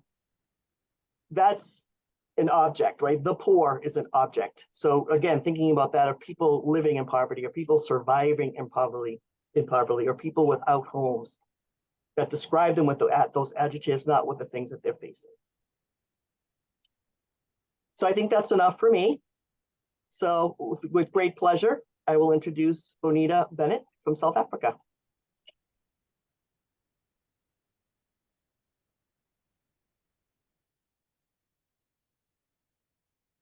You're muted. You're still muted, Bonita. Sorry about that. Is that better? Am I audible? So I must just a quick word that my light. I'm sorry about the light that might change, but we're in the middle of a power cut. But don't worry, my device is fully charged. I've got data. I'll keep going, but you might just see me disappearing in a little while if the light doesn't last. So hi everyone. My name is Bonita Bennett. I'm located in Cape Town, South Africa, and my involvement in this article was through when I was the director of the District 6 Museum in Cape Town, a position which I've vacated since, but I am still involved as a research associate at that organization. I won't give you any, I've got 7 minutes, I think I've only got 6 left. So you can look up the work of the District 6 Museum, but basically I think the approach from ATD Fourth World to be involved first in a seminar and then to develop the article that emerged from the seminar was based on the work of the museum, which is among the dispossessed people who had been dislocated under apartheid and were trying to find their place in our flailing new democracy that emerged in 1994. And so some of my thoughts that I'm sharing are might be slightly site-specific to the work of the District 6 Museum and its commitment to building the knowledge and the archive of the working class and those who have been excluded from the official histories, but also how that makes a difference in their lives. And I think Stacey kind of alluded, or not alluded, she mentioned some of that. And so some of my thoughts are quite specific, but some of them I think we found common ground around that. And so I was intending to talk about 4 issues. I suspect I might only get to 3. But the issues that come out in the article, the one being epistemic violence, the whole notion of giving people voice. I want to talk about conversations rather than research questions. And lastly, if I have time, what can we learn from people living in poverty? So just in terms of epistemic violence, this featured in the seminar and also found its way into the article that we wrote. And it refers to the inequality embedded in traditional research encounters with the researcher often assuming that they have the rights to the participant's knowledge. Also that a person, and that the knowledge would contribute to the greater good, kind of very loosely defined, but that would be interpreted, codified by the researcher. And I'm talking in a context of people who are quite that are located in very traditional research. Oftentimes, it's also assumed that researchers who are not embedded or centered in the academy or its equivalent, that people don't have the tools to actually interpret what they know. And oftentimes, and I have been the subject of, or object and subjects of research as well, where you kind of get to feel that this researcher thinks you don't actually know what you do know. And they need to tell you what you know and how valuable it is. In traditional research encounters, the person being researched, or being kind of like an informant, is often relegated to the rank of being an object in the encounter.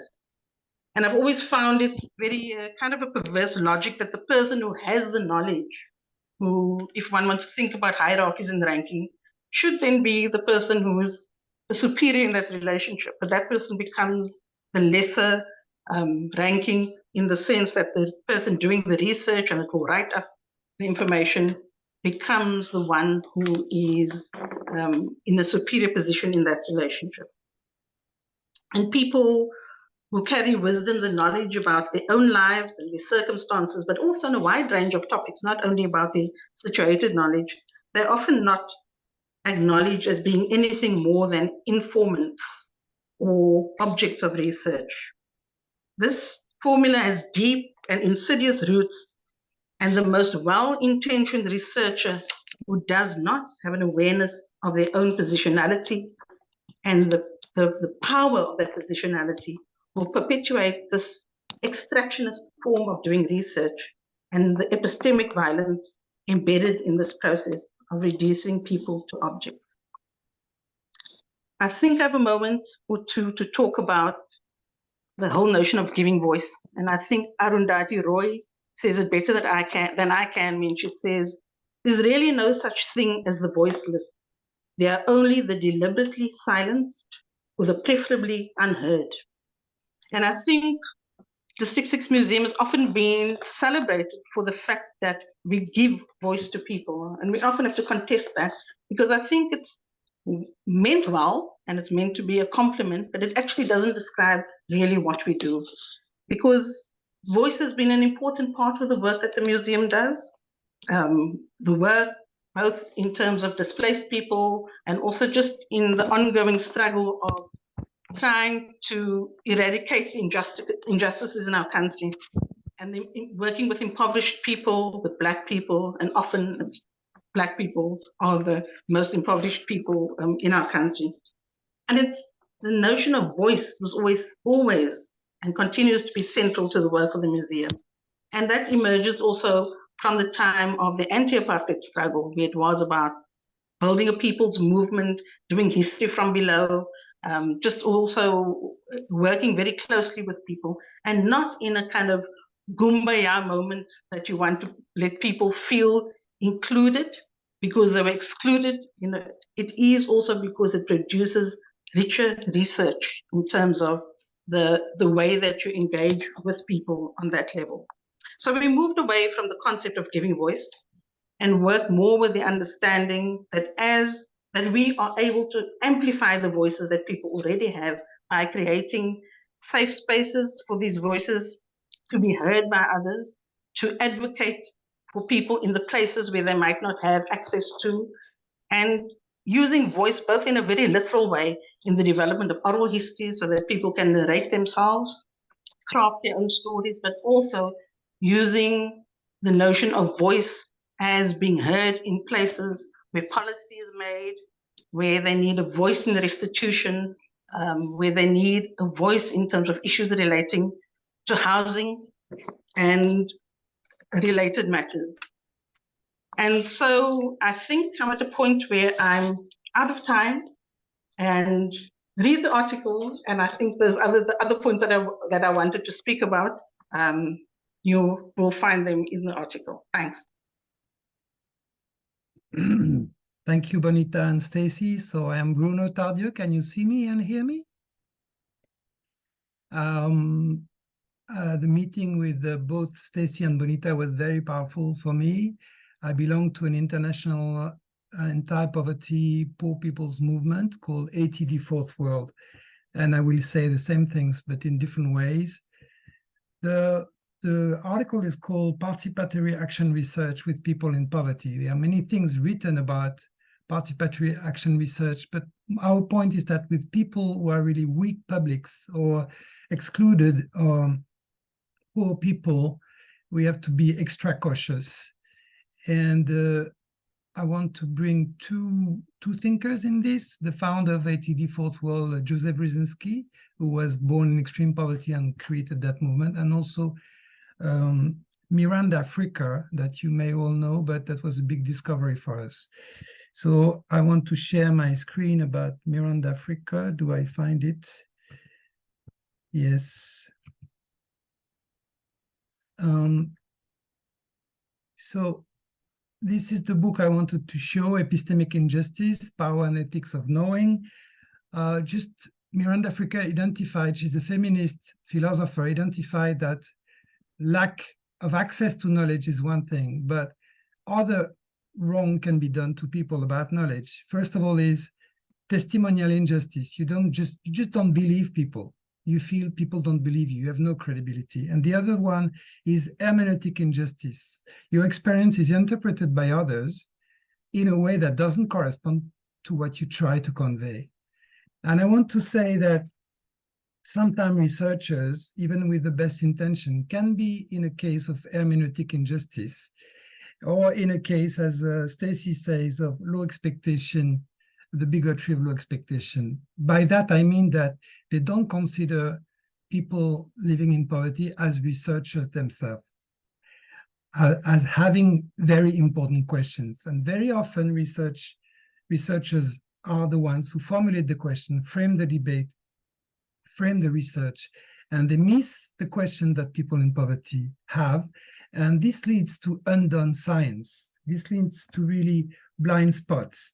And this is a way to become also, to create more epistemic injustice, because people have to answer the question researchers ask, but they don't get a chance to raise their own question.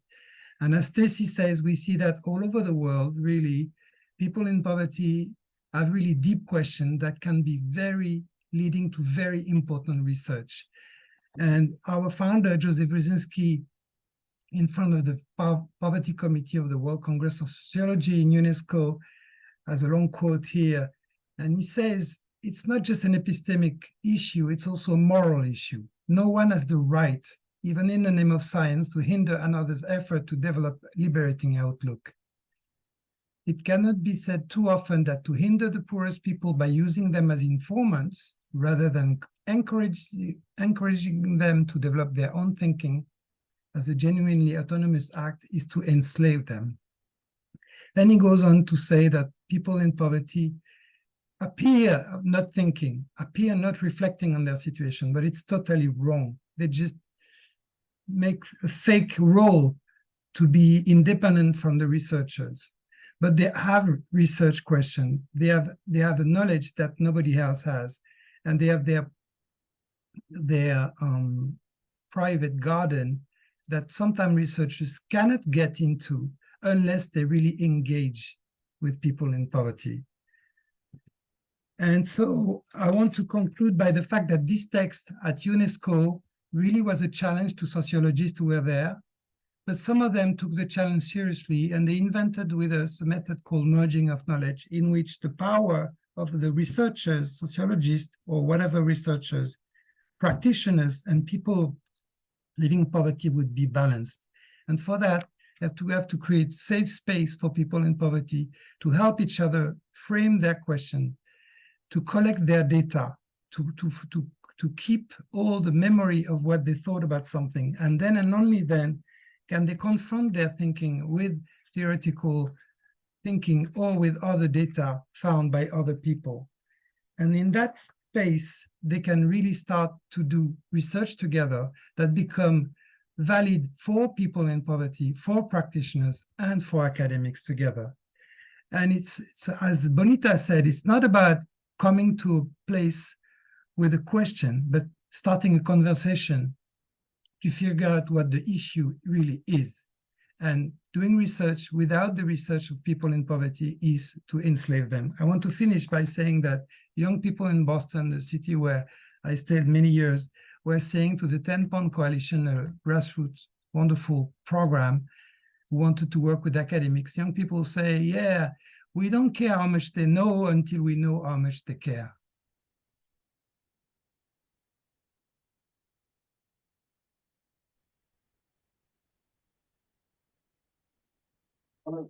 Thank you all for the really brilliant, the three different perspectives really highlight all of the real depth of the article. So I'd echo Bonita in encouraging everyone to look at that. So shall we start with some questions in the room? Ruben. Just briefly, so you all come from very different backgrounds, and I was just curious to know how this different settings influenced your framework, like when you were building your framework, whether you drew from your different experiences in South Africa, France, North America, etc. Yeah, and should we take another, Elizabeth? So actually, in some ways relates, because I was thinking of how in different contexts and relating to what you said about there not being people who are voiceless, but basically that others don't want to hear or listen to, that it's the same with seeing poverty. I think in some contexts, it's everywhere, but people don't want to see it. And leaving the US and living in a pretty wealthy city in Germany, I now really see the poverty in a way I didn't before. And I wonder how, like, if there are ways, this is maybe too much of a policy question, but I'm just curious as to your experience, if there are ways in which to have people get resensitized and actually take an issue with this situation that shouldn't exist in any context. And if they're, I don't know, maybe if you, in drawing from your different contexts, if you think poverty presents differently, if there's the same type of sort of, what's the word, apathy towards poverty as there is in the US context? Yeah. Bruno, did you want to start? Yeah, I spoke quickly and I forgot to mention that we did a major study in 6 countries, France, US, and UK, and Tanzania, Bolivia, and Bangladesh with Oxford, with the method of merging of knowledge that we coined and that is really now studied very seriously in Latin America and in Oxford and everything. And there's so much in common. I mean, everybody wants to tell you that France is different and this and that. Yes, of course, there are differences. But the striking point is so much in common, which is really social exclusion and the suffering and the struggle, creating a lot of disempowerment. And of course, you have the basic rights that are not there. The 3 classic dimensions, but 3 very hidden dimensions that came out of this study at Oxford and ATD Fourth World is also the social mistreatment and the institutional mistreatment, and most of all, the unrecognized contribution. So that's a big major study that to say that very shortly, we recognize ourselves from those 3 countries in this kind of study that show that no, poor people are not inadapted, as they say in France in the 60s, but they're really socially excluded. And now we can say also that their knowledge is not recognized and they live not only economic injustice, but also epistemic injustice. We, all 3 of us said the same thing. And if you don't get at the intelligence of poor people, you'll never do anything about poverty. So I'm sorry, I mixed my activist hat and the question of observing differences. And if you get that study, you will see there are differences. In Bangladesh, they spoke much more about ecological environment issues. But for example, Tanzania, they say that wrong beliefs are contributing to poverty. And then each country asks to the others, how about you? And people in the US say, well, that's interesting. We have no witches, but we have wrong beliefs also, that you can pull yourself by the bootstraps. That's totally a belief, totally crazy belief. So in other words, this world conversation between people in poverty and academics led to a lot of commonalities. Yeah, and one specific thing we did in Boston to address your question in the merging knowledge model was having people around the table, bankers, financiers, people of wealth, people of certain position around the table with poor people, having conversations. We actually watch an ATD video where poor people in England were talking about their experiences and then having conversations about it. So that building that kind of empathy and awareness is definitely a critical point. Maybe I can just briefly add to that to say that since I think it was about, maybe Bruno might correct me, but 2015 or 2016 when I first became aware of the work of ATD Fourth World, I think my mind was kind of blown a little bit to experience the levels of poverty in what we in this part of the world think of as first world context. And I think the stereotype of poor African countries and people living in poverty, that it was a uniquely African experience. I was really being exposed to that, and also some of the similarities, and then also just some of the particularities of our situations, in very enriching, engaging in that level. And so I think because also in South Africa, having once been the hope of the continent in the kind of in the Mandela period, and feeling now like, this is the worst country in the world for some people because of the increase in poverty. It's just, I think, also in my own person, I think I also mixture like Bruno and many other people I think have identified that we're both activists, scholars, we are human rights practitioners and a whole range of things, and that informs really what I do and why I do that. Oh, thank you.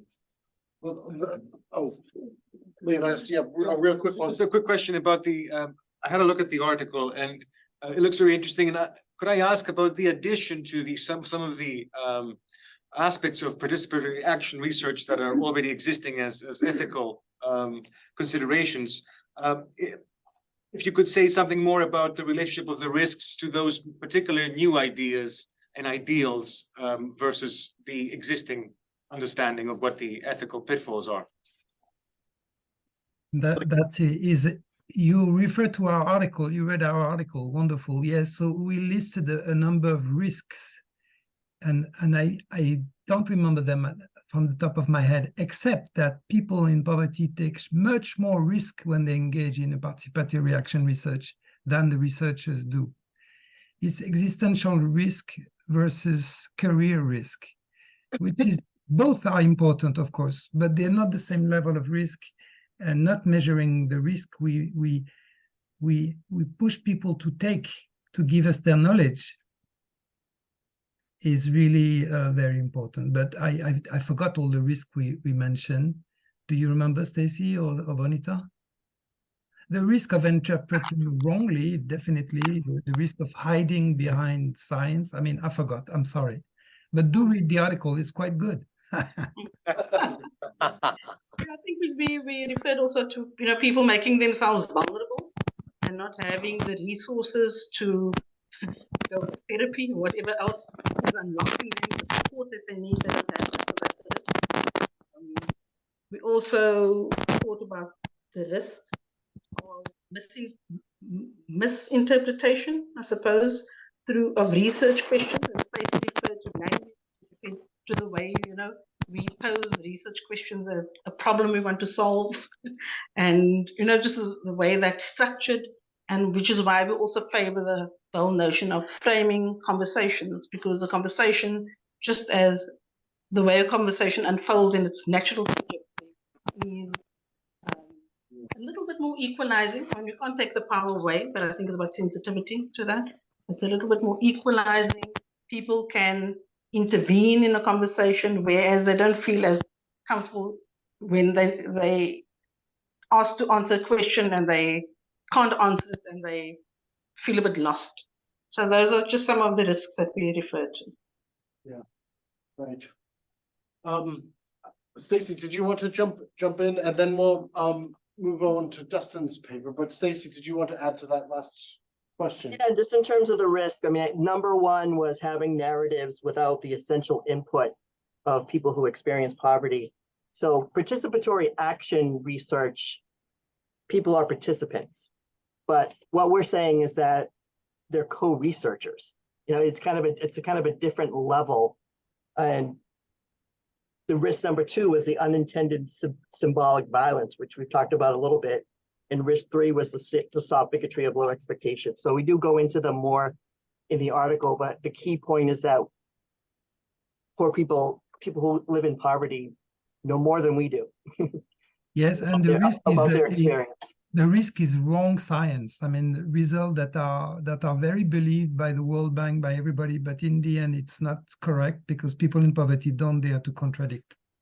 Right, and wrong policy. Yes. Well, thank you very much. I put another round. And then our last paper of the evening before we do some closing remarks is Dustin Avent-Holt. So if you'd like to welcome, by the way, you just sort of joined us mid flow.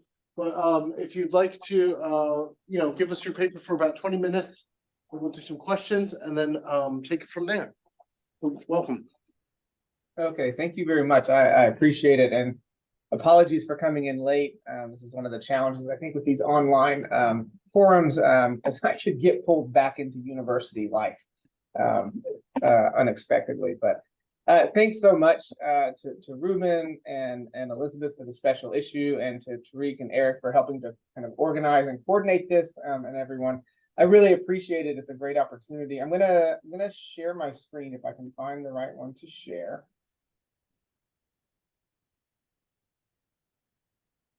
Okay, can you all see that?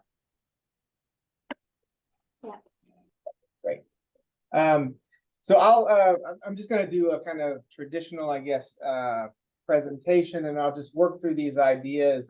This was a paper for me. I think it's really exciting to see a special issue that's focused on to me, the intersections of sociology and philosophy, and in particular normative ethical kinds of issues within philosophy, and applying those to sociology. For a while now, I've had this idea, this concern really, I guess, to think about inequality, which I spend most of my time researching and studying and thinking about.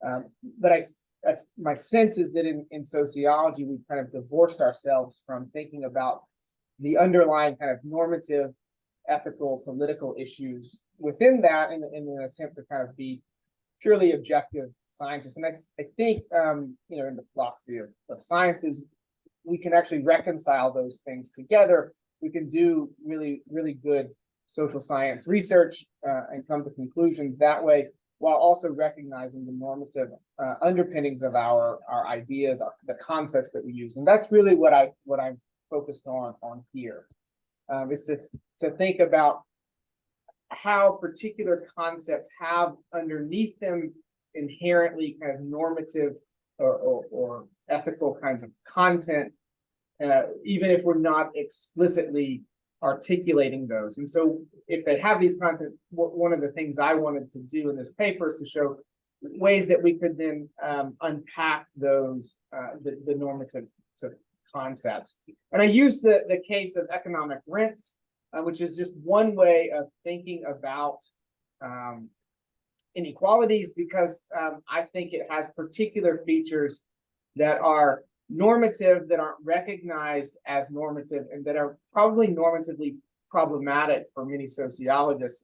I sort of coming at this thinking of myself as an egalitarian. I mean, I think most sociologists have some notion that they would prefer a more equal society in some way, but we don't really think through exactly what that entails and means, and how our concepts are implicating those or failing to. And so I think the core argument that I'm going to end up making, that I make in the paper, is that the concept of economic rents has this normative, underlying normative implications behind it, but that it kind of cuts against an egalitarian impulse. It cuts against an impulse that we should be concerned with creating a more egalitarian society.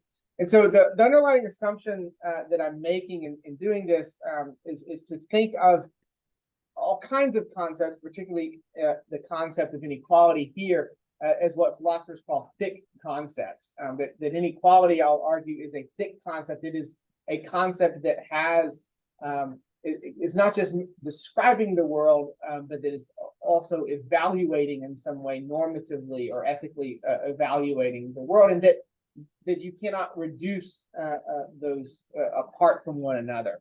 And so I think there's a lot of sociology, a lot of concepts in sociology that we would describe as thick. And I think inequality, broadly speaking, is one of those, and particularly the use of the concept of economic rents, I'll try to show and argue, has particular normative content.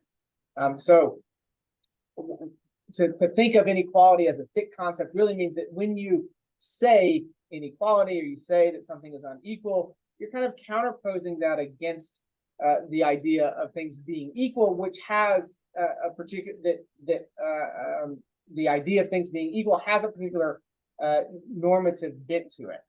It means a particular kind of social arrangement, and there are different ways that philosophers have and can sort of specify what it means for us to exist in a context of equality, and therefore what inequality means. So the core sort of starting point for me is that inequality has these underlying normative dimensions. And I want to show in this paper how, in particular, the concept of economic rents that is used to anchor much research on inequality has these normative features. So first, I spend some amount of time in the paper outlining what exactly are economic rents. I'll be brief here. Broadly speaking, economic rents are just payments or income streams above what you would obtain if inside of a perfectly competitive market. So if markets were perfectly competitive, buyers and sellers could enter into those markets completely freely, unobstructed, with no barriers. That would be a perfectly competitive market, and prices for any particular good, and therefore the income that a person receives for owning that good would be set at equilibrium. However, when those barriers are erected, this of course produces incomes above or payments above the equilibrium, and that is an economic rent. And so much of sociology for the last 20 or so years, particularly since Sorensen's articles outlining this, has used this concept of economic rents, has described inequality, has described certain forms of income streams as economic rents, and described certain actions as rent creating or rent destroying kinds of actions, attempts to create economic rents or destroy those rents. And so it's this particular way of viewing inequality that I'm going to be critiquing in this paper. So at the heart then of the concept of economic rents is the perfectly competitive market. This Sorensen and others argue is really, for them, is meant to be just a heuristic, a way, sort of a baseline against which they compare existing distributions. And they argue that this has no normative implications, but I argue that it in fact does. It is setting up and arguing that inside of a perfectly competitive market, there would be no inequalities, no at least socially structured kinds of inequalities, which then leaves to the side a set of inequalities that can, and I would argue, do emerge based on things like personal characteristics, social background factors that shape individuals' preferences or shape individuals' talents or resources in that way, as well as putting into the background market institutions and structures like private property that also construct what we would probably want to call inequalities. So it puts those to the side, focusing in on deviations from the perfectly competitive market. And so in that way, it does, I argue in the paper, does idealize the perfectly competitive market as a normatively preferred institution to govern distributions. And so if that's the case, if the sort of core of economic rents is the perfectly competitive market, and that has this sort of normative content inside of it, it's worth evaluating that institution for how well it aligns with contemporary understandings of egalitarianism. Again, I'm working from the assumption, the starting point that as an egalitarian, that this is why that we should care about inequality for a particular set of reasons. And so let's evaluate that heuristic device from the vantage point of the dominant ways that egalitarians view inequality. There's two kind of broadly speaking, I mean, there are other ways to think about egalitarianism. There's two broad ways of thinking about it in the philosophical literature to think about inequality, to think about egalitarianism, and that is luck egalitarianism and relational egalitarianism. So what I do in the paper then is to kind of unpack each of those particular strains of philosophical thought, and then see how well they line up with the rent metric as a way to think about inequality. And then I'll sort of unpack what an alternative might look like. As you might have guessed, I'm going to argue that these two do not actually do a good job, or rents as currently constructed don't fit within these two strains of thought. So I'll try to be relatively brief in outlining these, and I'm happy to answer questions about them if it's not clear.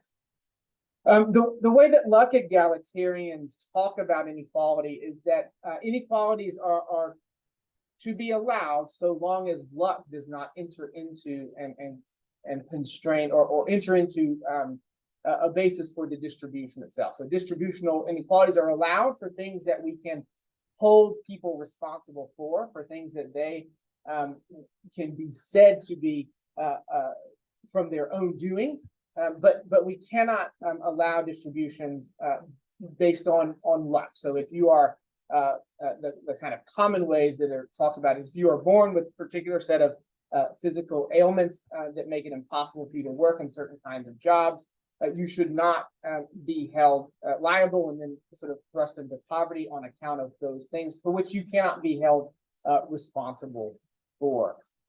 So personal kinds of endowments might be a part of that. We might also say kind of socioeconomic factors to the extent that your own living in poverty as a child affects your ability to accrue the kinds of traits or capacities to work productively in certain kinds of employment. This is, again, not something of your own doing, but is a kind of factor of luck, and we cannot allow inequalities to be based upon those factors. There's a lot of debate about what exactly constitutes responsibility and luck, but that's the kind of core here. And so what does luck egalitarianism then have to say about economic rents? I argue that it cannot ground the concept of economic rents as specified. In part, for one, rents are too thin a kind of conceptualization of luck. So as I just pointed out, lots of things that luck egalitarians would argue are products of luck, like personal traits or socioeconomic background factors. Those things, the perfectly competitive market does allow actually to shape resource distributions. And so while it would certainly luck egalitarianism excludes economic rents to the extent that those market constructs in imperfectly competitive markets are not a factor of one individual's own responsibility. Those sorts of things are not enough. There's much more within the conceptualization of luck than rents, and so the perfectly competitive market is allowing to shape resource distributions. And so in that sense, it can't, rents are not adequately captured within the luck egalitarian framework, or there's more to it than just this. The other part of this, and I think even probably more devastating to the rent argument, is that for luck egalitarians, the way to address these inequalities around luck are to actually create economic rents. So it's usually through, I mean, you can think of private insurance markets as one way that they actually argue for doing this, but the welfare state becomes a kind of core tool for ensuring that we redistribute incomes from those for whom they are capturing incomes based on rent to those who based on luck to those who are unlucky in some way. And so the core mechanism that luck egalitarians then propose to address the problem of inequality is actually creating economic rents, which cuts against the core insights of the rent theorists and the perfectly competitive market. So it seems then that luck egalitarianism cannot account for this. So what then of relational egalitarianism? This is a different way of thinking about inequality altogether. It's not directly focused on distributions per se, but instead is focused on social relations. And so the core claim of relational egalitarianism is that individuals should not be held responsible, or excuse me, that we need to organize a society. And I just see I got 5 minutes left, so I'll try to be really quickly here. So that we have to organize society to give everyone's interests equal consideration. So what this means is that distributions must emerge from and be produced and actually produce relations of equal standing. What I argue is that in fact the concept of economic rents cannot do that. So the distributions that the perfectly competitive market produces will undermine equal standing. They will produce inequalities that make it impossible for individuals to stand in equal relation with one another and truly give everyone's interests equal consideration. And in fact, rents will be required to produce those equal relations. So we'll have to create minimum wages or other welfare state kinds of distributions or other labor market institutions that will ensure we maintain a smaller gap than what, in terms of inequality, than what the perfectly competitive market would do. Also, markets don't embody relations of equal standing. In fact, markets have embedded in them various kinds of power that undermine the notion that inside of a perfectly competitive market, we have relations that embody equal standing. So I'll move fairly quickly now to thinking about what I do next. So if these two egalitarian philosophies cannot kind of ground economic rents as an idea, what should we do? And I'll be honest with you.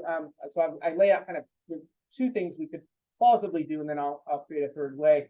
And honestly, the first thought I had when I began writing this paper was that what we ought to do is just abandon the concept of economic rents altogether. It's not doing the kind of work that we think it is doing, and therefore, if we're going to be egalitarians, we ought to just completely get rid of that concept. It turns out many reviewers and many others really want something more than that to kind of rethink the concept.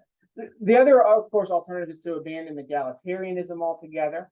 And there we could just say, okay, we're going to keep the concept of rent, but we're going to abandon egalitarianism. And I argue for a third way to move forward, where we reformulate the concept of economic rents to be consistent with contemporary egalitarian philosophies. And I try to show this within using relational egalitarianism as a kind of tool, where relational egalitarianism argues again that people's interests have to be taken into account within social relations. And if we imagine, and I think it's correct to do that, imagine income distributions as being based upon claims of that others would agree to if they were free and equal relations to one another. This would make them interpersonally justifiable. So the key question becomes, is a person's income and claim to an income is something that other actors who could have plausibly claimed that income would agree to and reasonably accept? Is the principle that's underlying it one that other actors that they're in relations with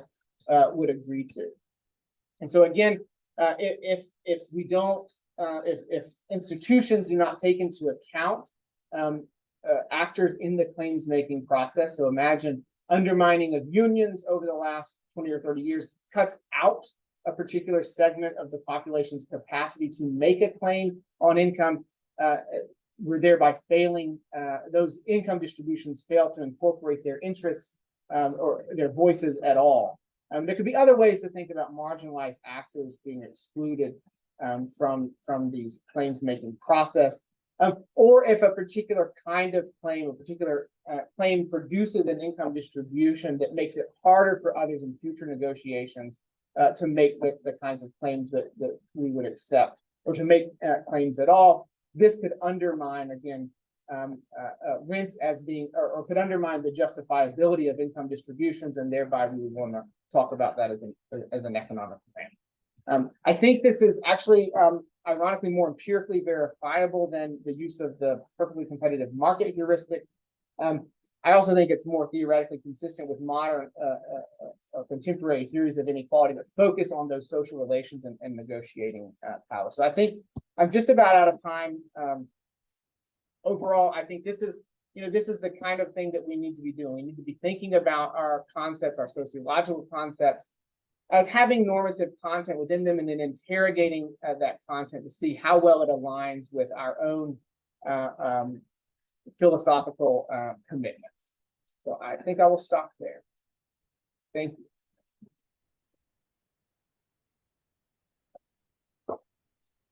Well, thank you, Dustin. Very, very interesting paper to conclude the workshop. Shall we open it up to questions? Does anyone have questions for Dustin? Yes, Ruben. Thank you, Dustin. I was just curious as to like whether you could sort of try to apply this reasoning to, say, debates about inequality, say in the US, for example, now where there's huge levels of inequality and arguably there's a rentier class that is extracting lots of surplus from the economy and et cetera, et cetera. We know the situation, right? Like, how would your framework, or what would it recommend to, say, people trying to address this massive problem of inequality today? Like, just, I think that would be useful to kind of try to ground it a bit, Bobby, for me at least. Yeah.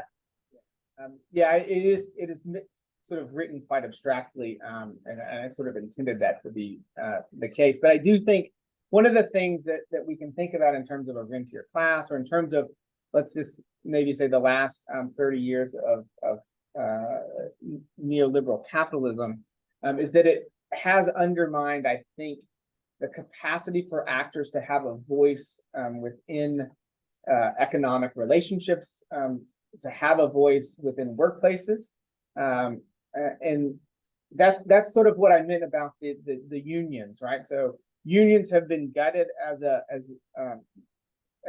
political, economic, legal institutions, and they've been gutted as a legitimate voice for workers within workplaces. So I think one of the ways to say this is that if we're going to think about rents as interpersonally justifiable, actors have to be able to say, this is what I think would be a just way for me, a just income for me. And if actors don't have that capacity, which broadly in the US, we default to them not having that kind of voice. And we've undermined the one source of voice in the US that they have, or could have had, which is labor unions. So I think the default is to not give them a voice, right? So the default here is to set up a property arrangement such that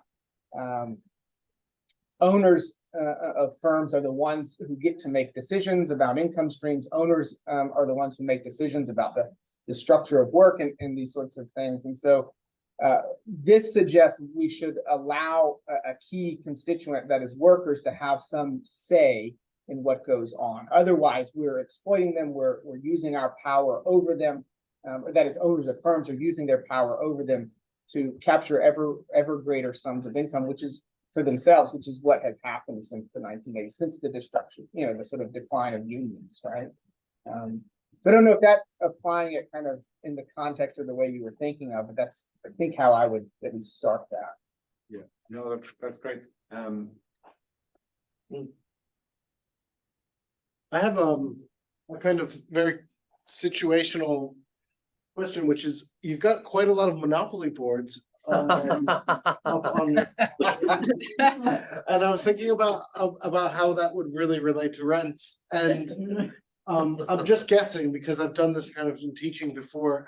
Is this for your class where you kind of rig it so that they can see how unfair capitalism is?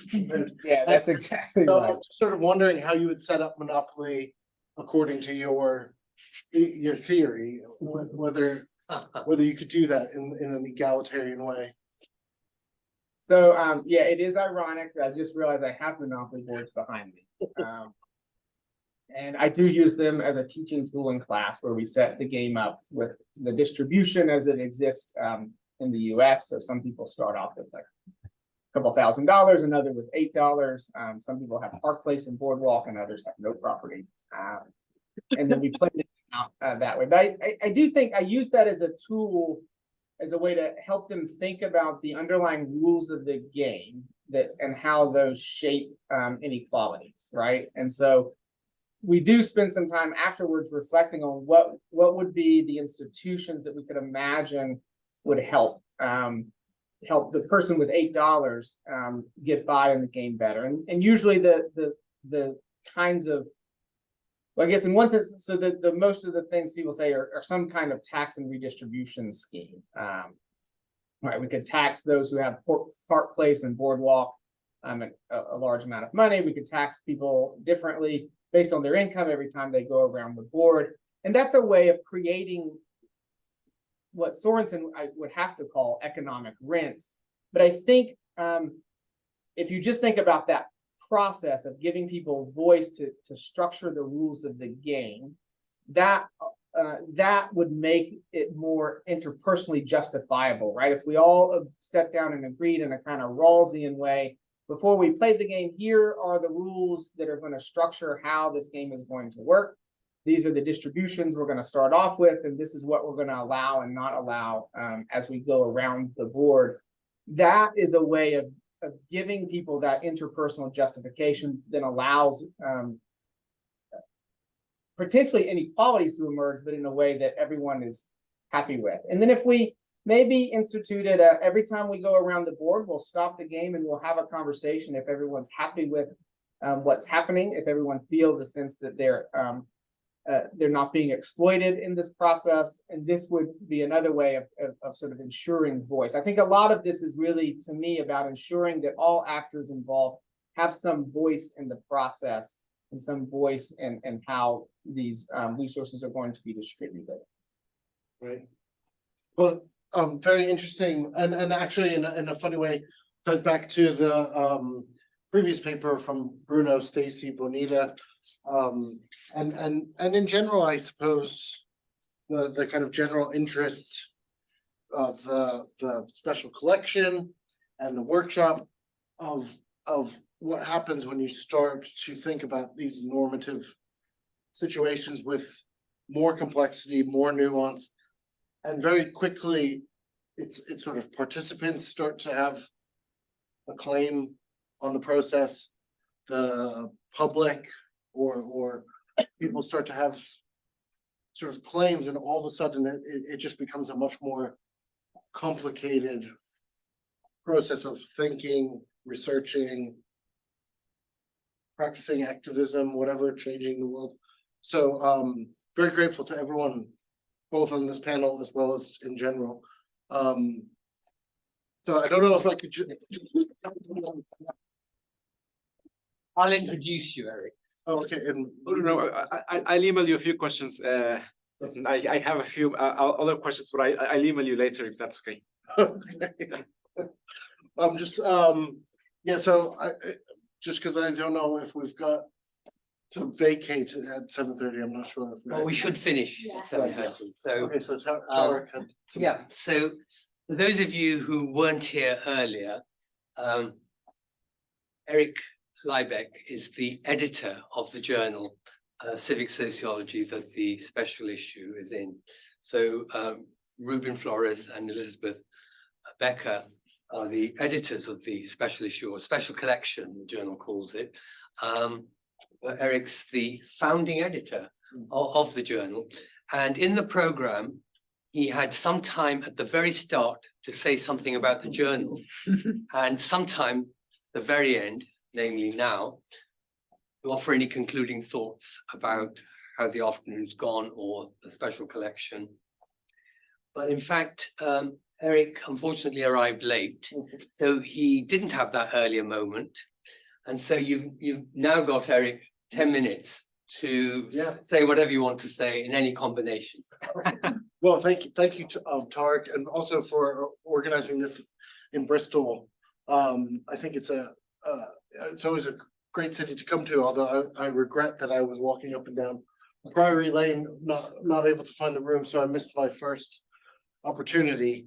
But yeah, I just wanted to say thank you to Elizabeth and Ruben for co-editing the special collection, for all of those of you who contributed, because I suppose when we started the journal, some of these discussions were really just, I feel like they were just starting regardless of what was going on in the world. There was the kind of moves by Andrew Abbott to talk about a sort of normative subfield of say, I suppose, theory. And at the same time, there were the elections of 2016 in Britain, the UK, subsequently lots of kind of, say, populist elections where a lot of the thinking behind things like sociology seem to just be moving underfoot, and the ground wasn't quite as settled. So the journal kind of set 3 tasks. One was to look at new regions and kind of go a bit more closer to the ground without going in that micro. There was that kind of micro and macro and sort of like, well, what's in between those two. That was probably a space we wanted to look at. Another thing was to sort of re-engage with problems and what did people need? What knowledge did sociologists need to like do things rather than necessary to explain things or describe things? And then lastly, all of the ethics and the normative issues around that. And what's interesting is that in the kind of evolution of the journal, that the normative sociology is the one that seems to be the most compelling in the sense of that seemed to have been a conversation where there needed to be this conversation, I suppose. So just really grateful to everyone for contributing to it. I mean, I learned a huge amount today in reading the articles, and I'm sure others agree. And I don't know if there's any other, but I don't feel like I need the final word, but I don't know if others agree, disagree, or if we just want to sort of leave it there.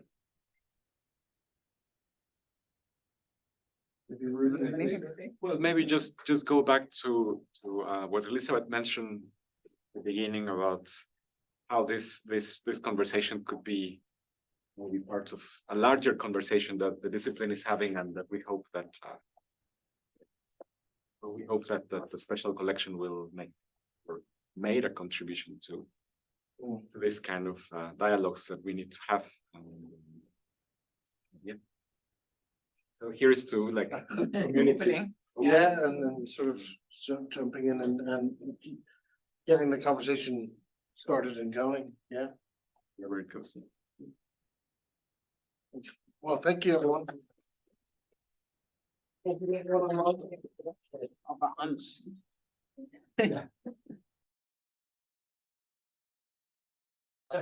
more to the point, just practical things. So some of us need to clear up. Any volunteers to help Laura and I will be greatly appreciated.